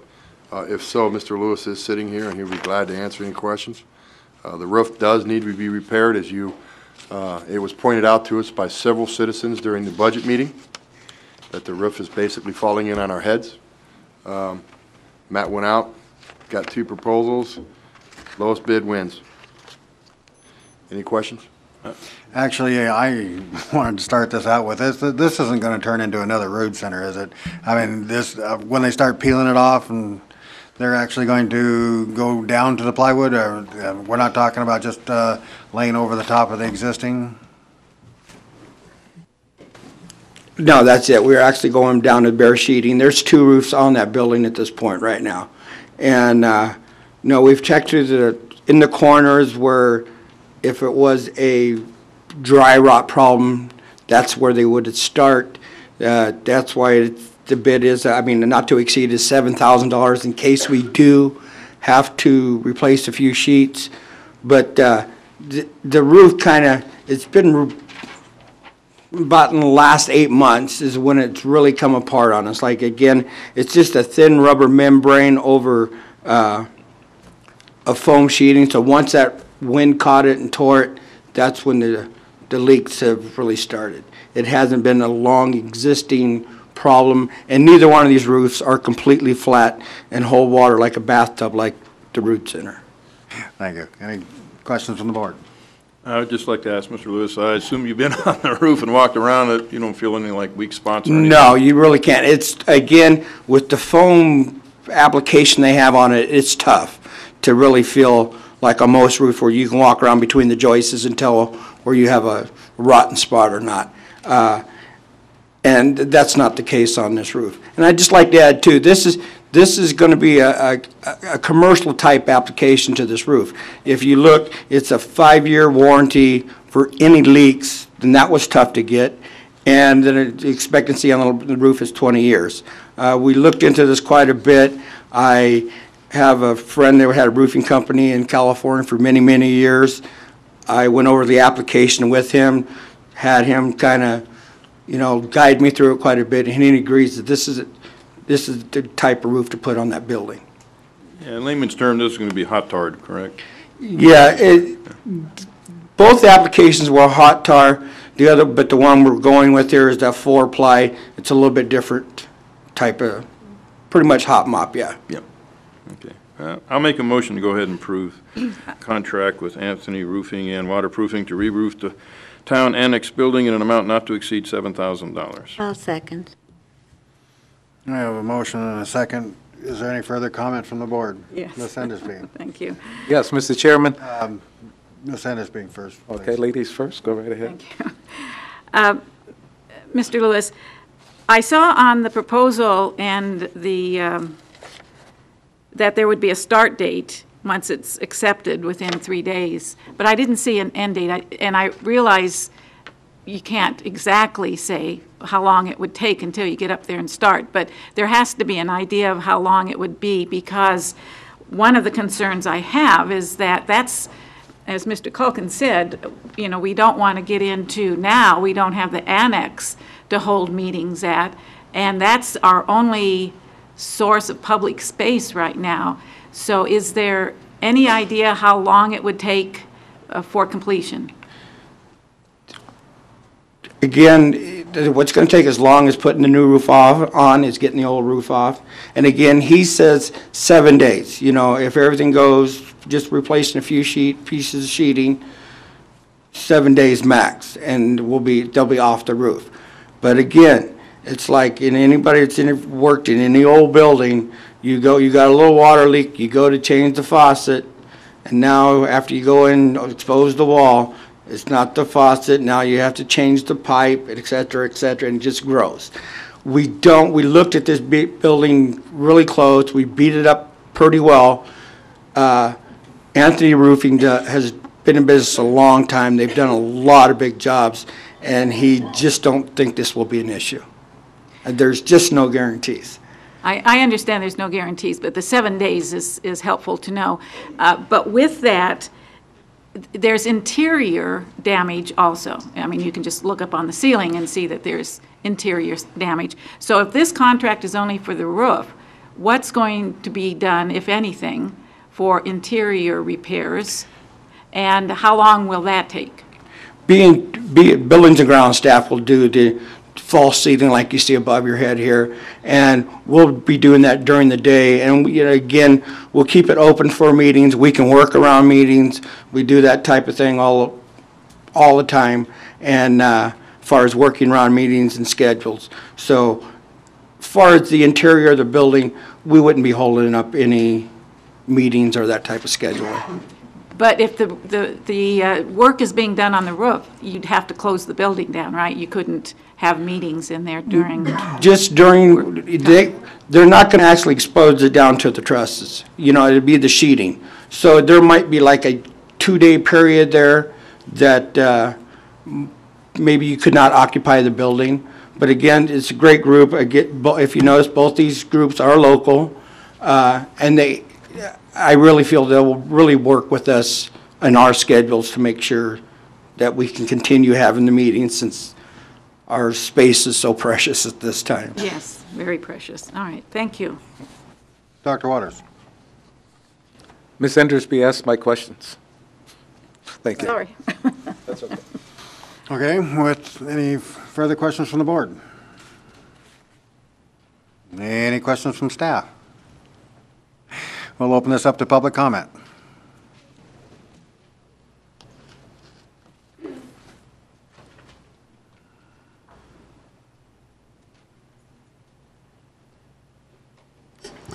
sorry to take up your time, but I had some thought on this, and I did a little work on this today. I sent out an email to some of you concerning the roof on the community center. If you received my email, I don't know. I just sent it out this afternoon. But I addressed urethane roofs. And I do have a background in architecture and construction. And plus, I've owned many, many places that I've had to maintain the roofs on that had flat roofs, because we're going back in the day 40, 50 years where there was no other way to repair them. Well, we discovered urethane roofing, and it was the best thing that ever happened for a flat roof. They come in, they spray it on, they can do a roof the size of this one we're talking about in probably a day. It's a much safer way to do a roof. We put one on 20 to 30 years ago on one house that we had that still to this day is good. They take a little maintenance about every 3 years. You get up there and you roll some white latex paint on them to fill in any cracks, and that's it. They're probably the best thing on the market. I don't know what the cost is on them right now, because I didn't call anybody to see, but there is a man that has a business here locally that advertises in the paper all the time that can do this, and I was wondering if maybe anybody had approached him about this, or how this went out to bid, that maybe if he saw that, he would come forward with a bid. Matt, maybe you could answer that. Yeah, there was 3 licensed roofing companies that have the proper contractor's license for this job. We contacted all 3. 2 of them did turn in a bid, and the other one did not care to turn in a bid. Okay, did one of them happen to be this man from the urethane company? I mean, No, he's not licensed. Well, in the phone book or with the town. Well, he was in the newspaper. I don't know. Like I said, I didn't get to him, but I did just happen to be on the phone for some other purposes today, and I did ask the state, because the ABMB roofing is incorporated, so while I was on the phone with the Secretary of State, they do have a license with the state, but I believe it was the Anthony Roofing that did not. One of them does not. Let me see what I have here. Yeah, Anthony Roofing on Basin is not registered with the state, and I think that's a requirement of the town, so you might want to look into that. But it would be nice if you could maybe hold this, and maybe some of you speak to this man that does do the urethane roofing, or it might even, I hate to send any work out of town, but if it's going to be more cost effective and you're going to have this building for 20 or 30 years, you might want to look into saving in the long run by contacting somebody that does do urethane roofs. Thank you.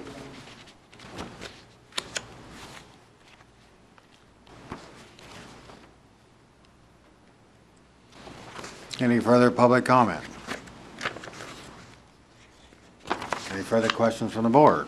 Mr. Chair, I had a section of my house hot tarred years ago, and in this climate, it's held up really well. No cracks, no nothing.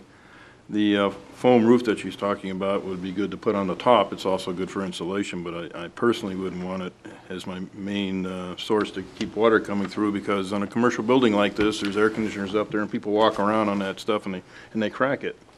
And then you know how water is, finds its way around that crack and comes down somewhere. So I think that this would be the best first step to seal the roof. At a later date, if we wanted to foam it, like I said, it would make the building energy efficient, and we wouldn't have to worry about if we stepped on it and it crunched or whatever and got a little crack in it, that we would have a leak somewhere. So I think what we're doing here would be in the best interest of my experience in construction and so on.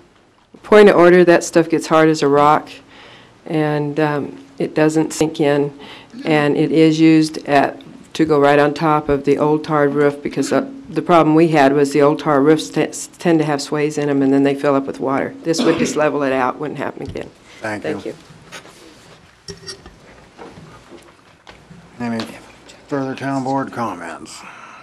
Seeing none, we'll call for the vote. The motion is to approve the contract with Anthony Roofing and Waterproofing to re-roof the town annex building in an amount not to exceed $7,000.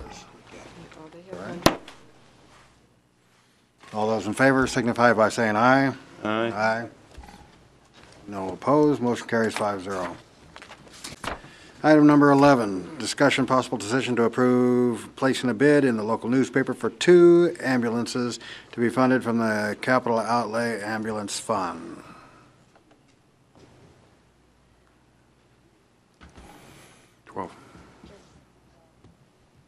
I'm sorry? Item 12.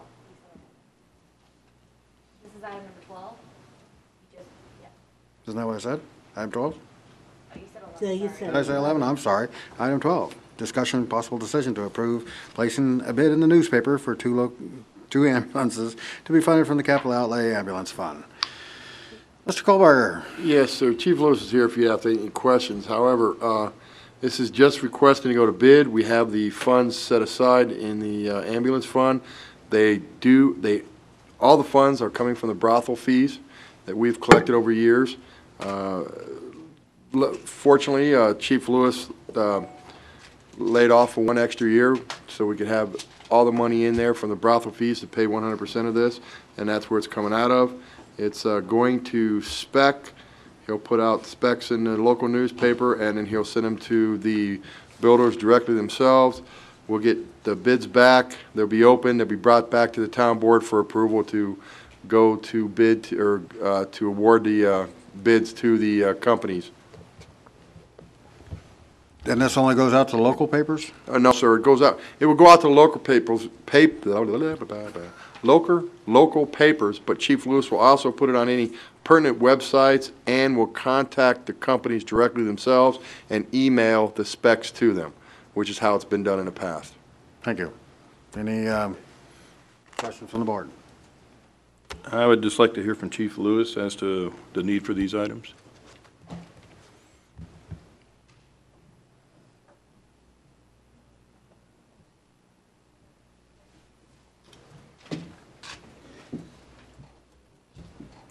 Good evening, Lewis Fire Chief. I'm sorry, Mr. Culkin, I couldn't hear your question. I would just like you to give us a explanation as to why you need these vehicles, and, you know, I know you put a lot of miles on your stuff, but I think before we vote on something, you know, you should inform the public as to what's going on. Yeah, there's actually a lot to it. It's not just a matter of accrued mileage on the existing vehicles, but there's actually twofold to consider this evening. The one that we have shared with you in the past is the 6-liter Ford engines that are currently in our fleet in reserve status are continuing to cause us unnecessary monies for the maintenance. Often when we have to take a frontline ambulance out for mechanical repairs, maintenance, any of those issues, the Fords have to come back up to the front. And when that happens, we're finding that, again, they continue to break down on a regular basis. Our decision several years ago to change to the Dodge platform has helped us greatly. But even now, Dodge has changed some of the engine components with the EPA emission control that they're experiencing, some downtime on those. So we're going to open it up as far as the bid process. We're going to consider all the different chassis that would be made available to us, that being Chevy, Dodge, and Ford. And we'll put that as part of the bid process and bid specs. But in this particular situation, we have 2 frontline ambulances that have 250,000 miles. The Fords are all in excess around 200,000 plus, and so those 6-liter Ford engines are clearly the vehicles we would like to eliminate from our fleet. You have had, on the way to Vegas, as an example, some breakdowns, and right? We've had a number of instances, Mr. Culkin, where we've been in a interfacility transfer, and we've had mechanical failures with the Ford vehicle specifically. We have not had a catastrophic engine, transmission, or chassis failure in any of the Dodge ambulances. We've had tire blowouts, things along those lines, from hitting an object in the roadway. We've actually had someone throw a bottle through one of our windshields. So we've had those kind of instances. But the Fords are the ones that we need to eliminate, and we would place 2 of the higher mileage Dodges that have been proven to us and put them back in the reserve status. Thank you. You're welcome. Any further questions from the board? Yes. Mr. Chairman, I see in the proposed budget that for capital outlay, which is where the funds would come from, there's it's budgeted at $250,000, and the expenditure being asked for is approximately $260,000. So is there $10,000 that will be in arrears on that purchase? No, well, first of all, when the budget was created last year, that was the amount of monies that were thought would be in line with the purchases. However, with the new engines and EPA requirements, this brought the price up. Mr. Sullivan and I have discussed this in length, and he has assured me that there is the sufficient funds to cover the cost of this project. Within the ambulance fund? Yes. Yeah, this would be totally out of the enterprise fund with no tax monies used. And no general funds used? Well, just general fund, yeah. Right. No tax monies used. That's correct. Again, it all comes from the brothel fees that we collect, $60,000 a year. Yes, I'm aware of that. Mr. Darby, if I may ask another question on the somewhere, and I can't remember where, there was a request at one time for a command vehicle, a replacement vehicle for you for the command vehicle. Is that not needed any longer, or? It was a proposal to replace sometime next year. It wasn't an immediate, but it was part of the general fund capital improvement, but we have since taken that out of the equation with consideration to the budget constraints.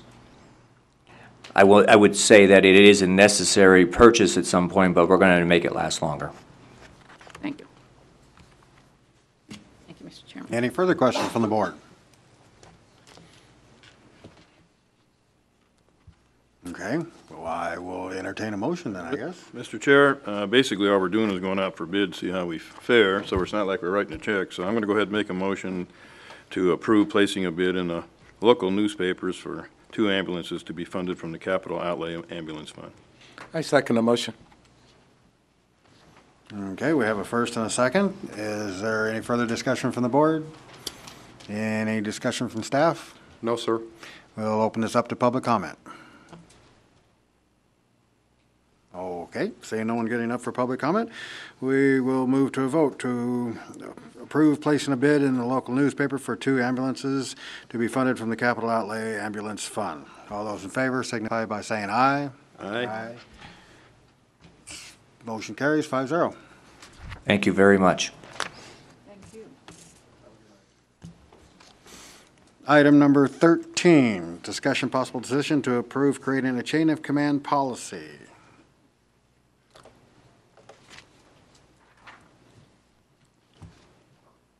Mr. Culkin.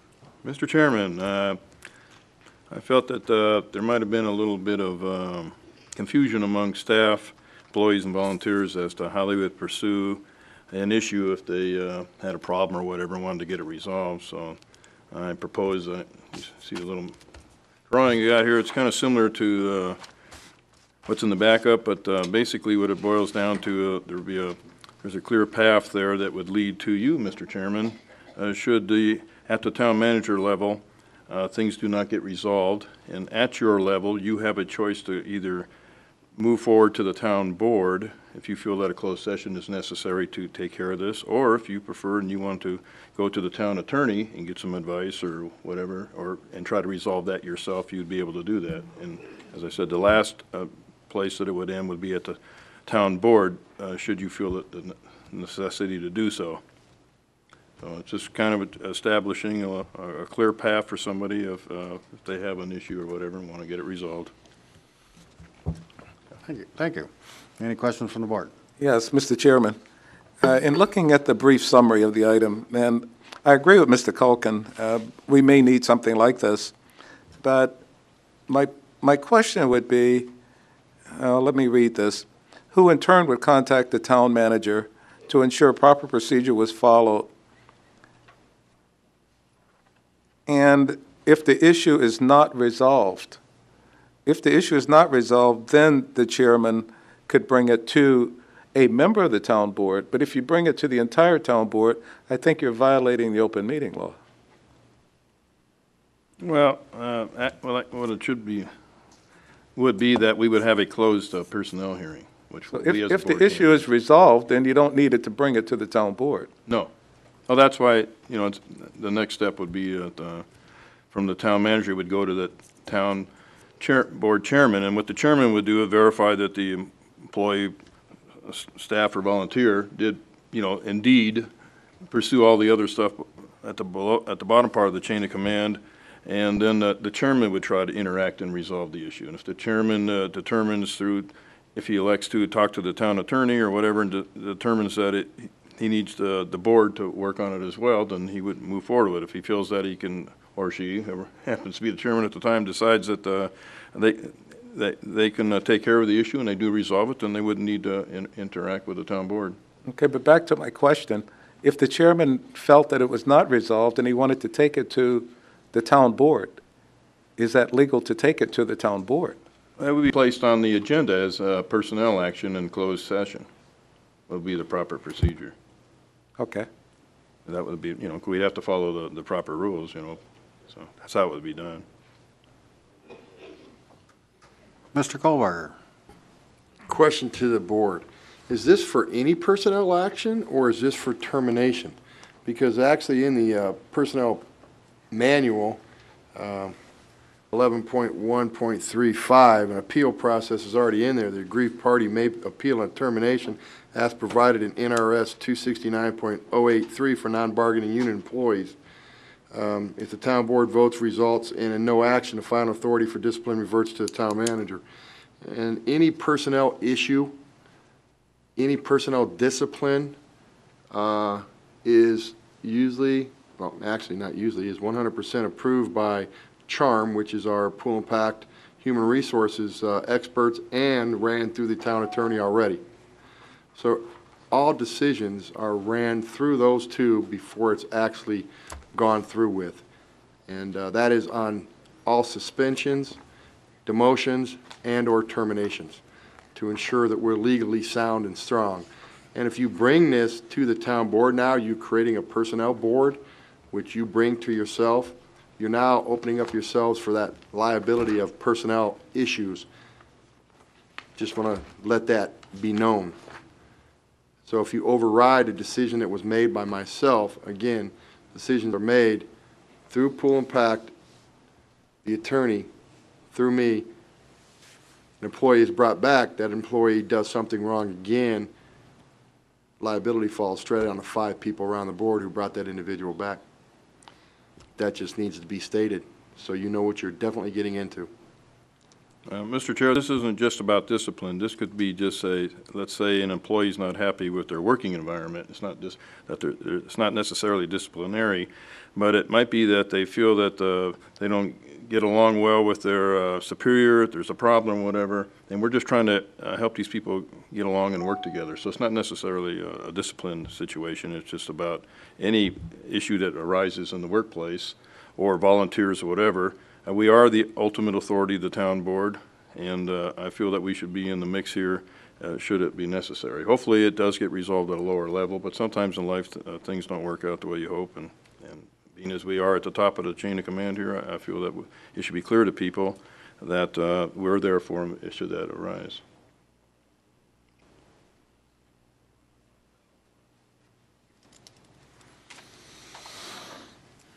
Okay.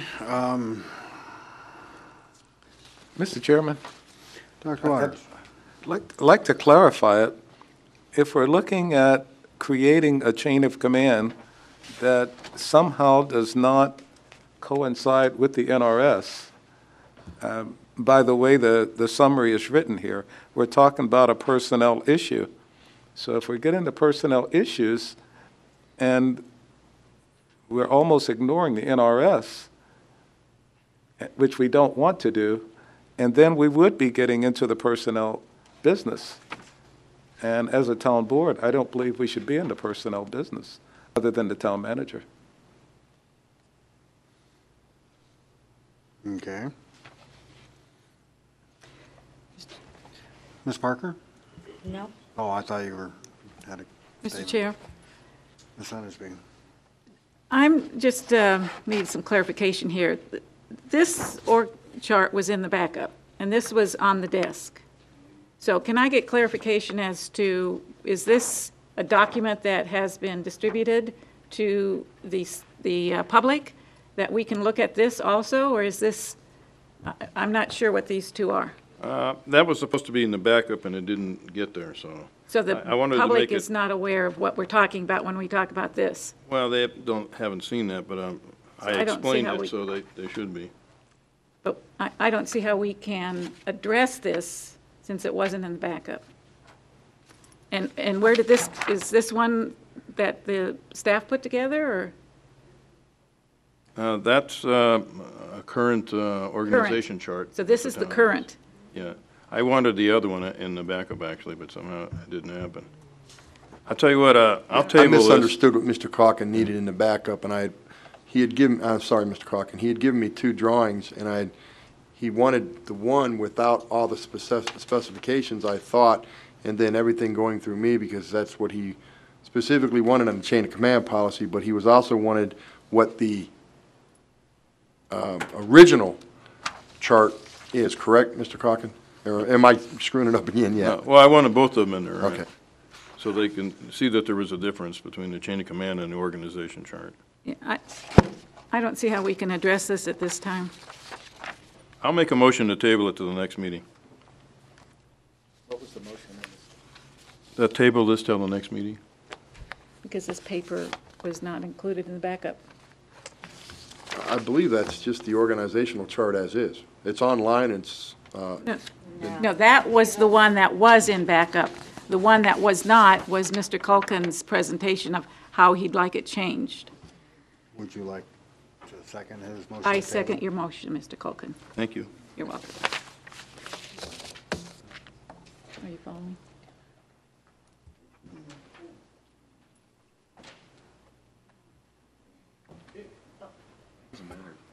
Okay. May I? Please. I'm missing something. You look at the backup one that's in the backup, it's the exact same one that Mr. Calkin just wrote out. Yeah. Oh, yeah, I know. Chairman is... It's exact... At the top. Mr. Chairman? Chairman's... It appears to be the exact same thing.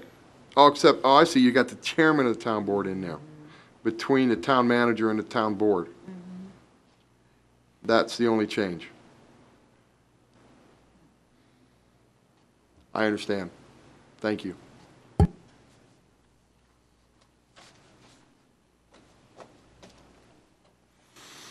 right, we have a motion to table. Any further comment from the board? Now, all those in favor of tabling this until the next meeting, signify by saying aye. Aye. Aye. Motion carries 5-0. Sorry, Dave, we tabled this. Tabled it till next meeting.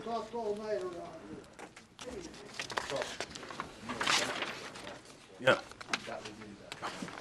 Yeah, you can have it.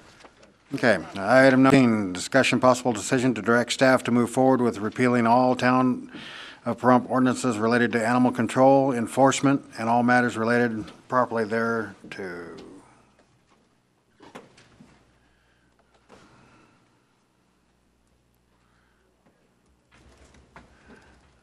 Ms. Parker. Thank you. The county has been working on an animal ordinance for over 2 years. They've had a committee working on it, and it all came to a screeching halt when they realized that we had an animal ordinance, and under the NRS's, if we have an ordinance and the county has an ordinance, our ordinance prevails. And they had a recent public hearing changing the definition of town. Specifically, they said they had to change the definition of town so that all towns in this county, regardless of whether they have an elected town board or not, would be treated the same. And their excuse for that was the fact that they needed an animal ordinance, and they couldn't have one because we have one. Let me read you, this is out of the minutes of our March 22nd meeting this year. Dr. Waters asked Mr. Kunze, how he thought the town should handle the issue of animal control. Mr. Kunze replied that if the town wanted to hire animal control officers to enforce the animal control ordinance, it would be within the town's capabilities. He suggested that under the present situation, the town seemed to want the county to enforce the town's animal control ordinance. However, there were legal issues which prevented this. He said if the town would like to continue relying on the county to enforce this ordinance as it has previously, he would need to amend the Nye County Code. If there were issues doing this effectively, he would sit down with the town representatives to figure out how they could best write the ordinance. After this, his recommendations would be that the ordinance become part of the Nye County Code and the town abolish their animal control ordinance, but only if the board would like to pursue the avenue of keeping animal control with the county. Now, I see no need for the county to decide that towns with elected town boards should be treated the same as towns with non-elected boards. And they have the animal control officers. They have the money to enforce it. Let's just repeal our animal control laws and be done with it. That's my recommendation. I agree with Mr. Kunze, also with Mr. Boraski. Thank you. Is that a motion? No, would you like to make one? Yes. I'd like to make a motion to direct staff to move forward with repealing all town of Pahrump ordinances. Your mic's not on. Sorry about that. I would like to make a motion that we direct staff to move forward with repealing all town of Pahrump ordinances related to animal control / enforcement and all matters properly related thereto. I have a motion. Is there a second? Well, I would think that Mrs. Parker would like to second that, but I'll give you first opt at it if you. Go for it. All right, I'll second it. Okay, we have a motion and a second. Is there any further discussion from the board? I would just say that it doesn't make sense for us to have a law in effect that we don't enforce. So being as the county is the enforcer, then they should be their laws. I'd also like to comment that there's other ordinances that we have on the books that the county has that we should look into, but that's a different subject. I concur with you on that. Maybe we should work on getting that on the agenda. Very good. Any further comments from the board? Any comments from staff? No, sir. We'll open it up to public comment.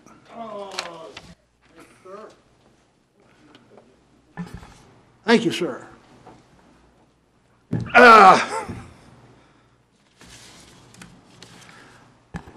I think the town should be running that thing. If they treat the dogs like they treat the people over in the county, the town should be running that. I'm thinking of the dogs. I don't care nothing about the human beings around this town at all, half of them. Dogs should be, they can't speak for themselves. And they should be treating these dogs better. I could check in if the town had it, but they don't have it.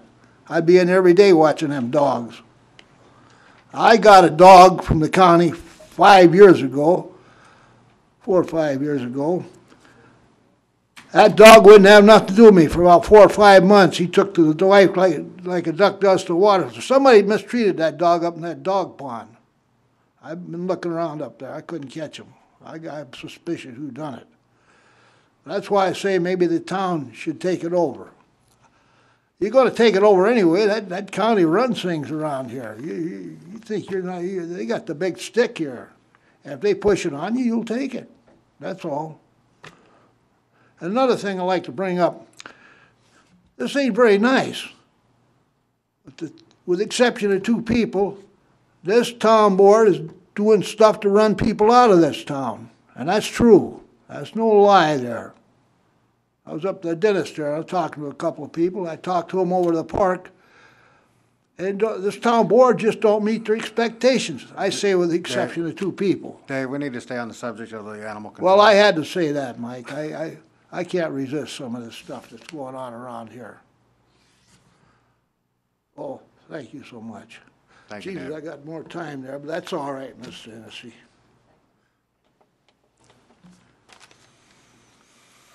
All right, seeing no one else getting up for public comment, we have a motion and a second on the table to direct staff to move forward with repealing all town of Pahrump ordinances related to animal control / enforcement and all matters properly related thereto. All those in favor signify by saying aye. Aye. All those opposed? Opposed? Oh. Ms. Parker, did you vote?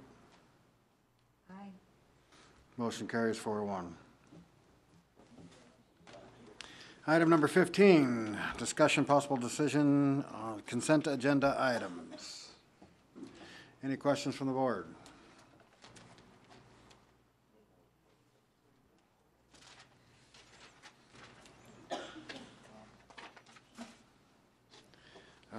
The way this is broke up, the first item is to approve the town board minutes for March 22nd, March 29th, April 12th, and May 10th. If there's no comments, I will entertain a motion.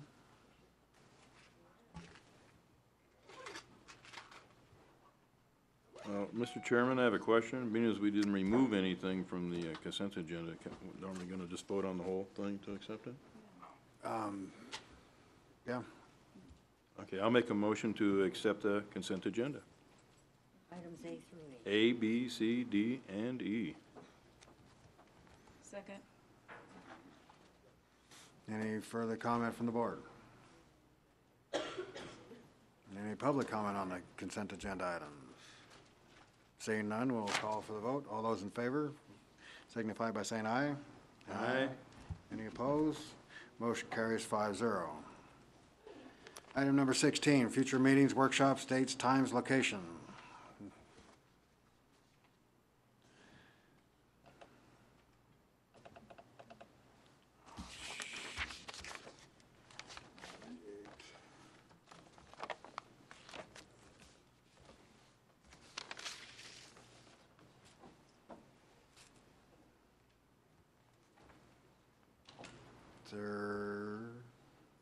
Mr. Chairman? Yes, sir. I guess I'll announce that the Boundary Line Advisory Board will be meeting at the town office at 6:30 this Thursday.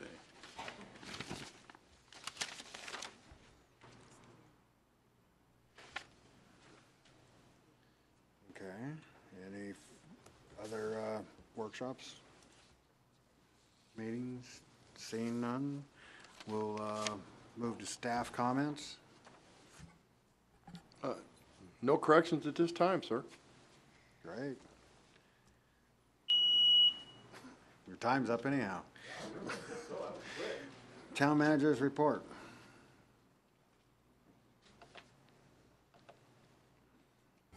Any questions on the town manager's report?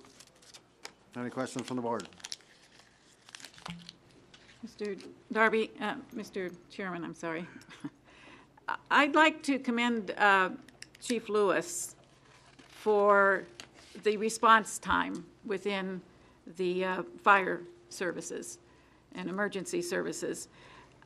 From what I've looked at, this is commendable response time. And anybody that wishes to make comment that we shouldn't have a fire department, I only point out if they think their life can be saved in less than 4 minutes or in longer than 4 minutes, they can get rid of the fire department. But certainly, I appreciate that you are so diligent at working the incidences.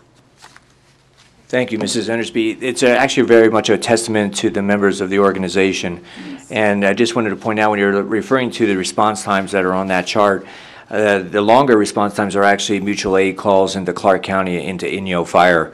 But I think our crews just do an outstanding job. Our commitment is to be on the street within a minute during the day and 2 minutes in the evening. And the rest of it, a lot of it's up to our community to move out of the way, and they've been making great strides in that, pulling off to the right, allowing us to pass.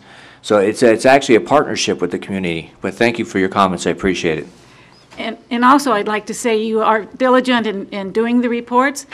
in looking at the annual reports from all the various services, our county does not give their reports. We have no idea what their response time would be. So again, for those citizens who think we're better served by the county, I wish they would try to get those figures, those reports and that data so we could do a comparison.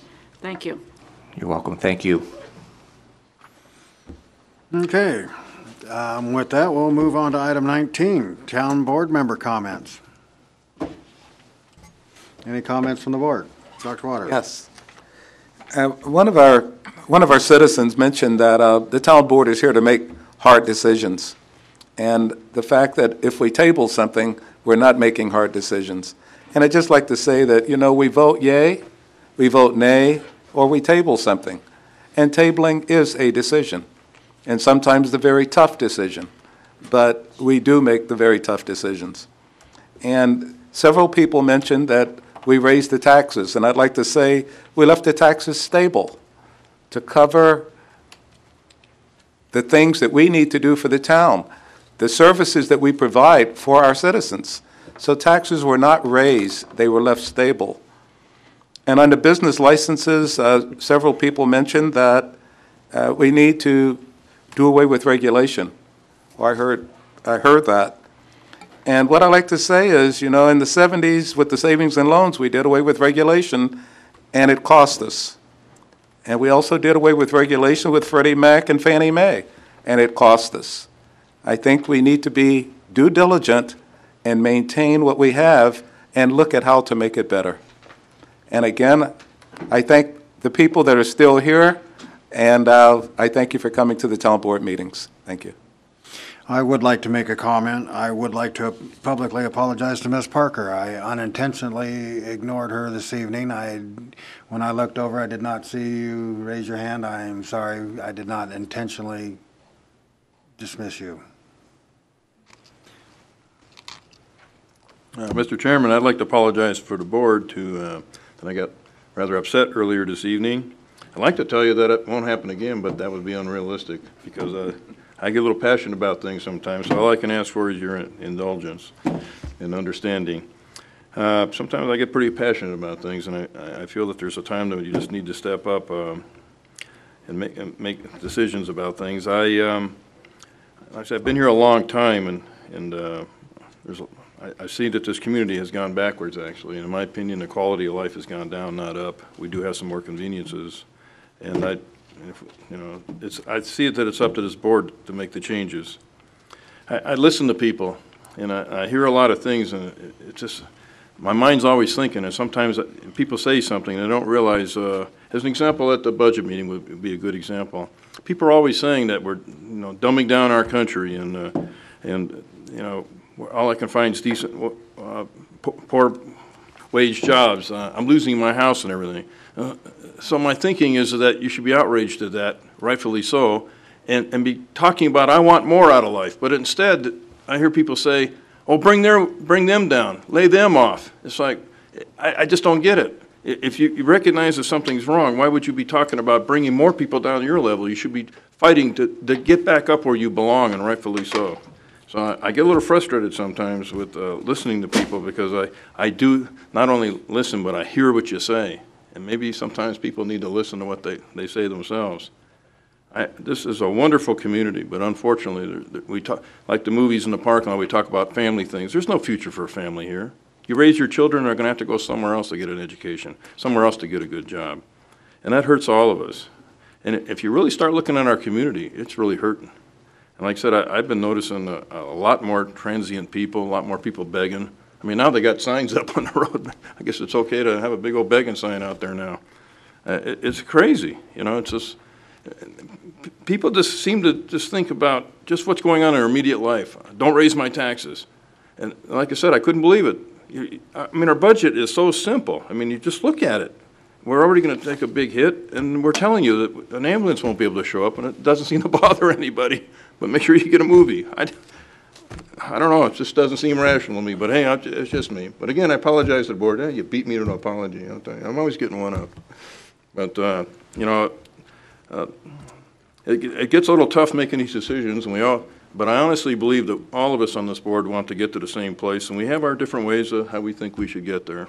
And I think the greatest thing about this board is we can have our little moments or whatever, and we move on. And that's why I know that down the road, this board is going to be known as a board that accomplished great things for this town. So I still believe in it. Glad to be part of it. Thank you. Thank you. Yes. Mr. Chair, I just like to make one comment that certainly we need to make reasonable, responsible decisions, and we need to do that with all the information in front of us.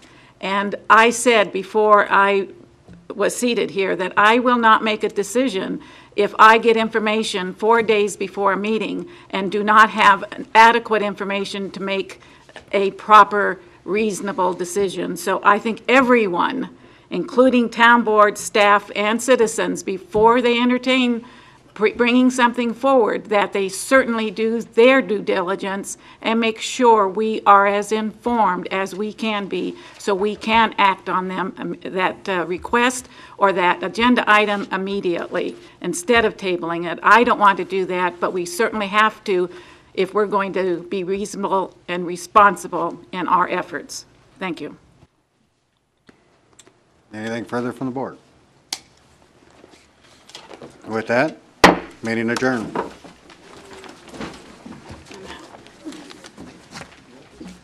Yeah, yes, I do, actually. Yes, I do.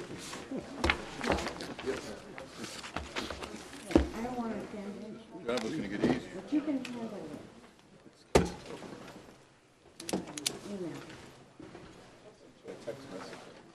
But, Oh, by the way, Bunny.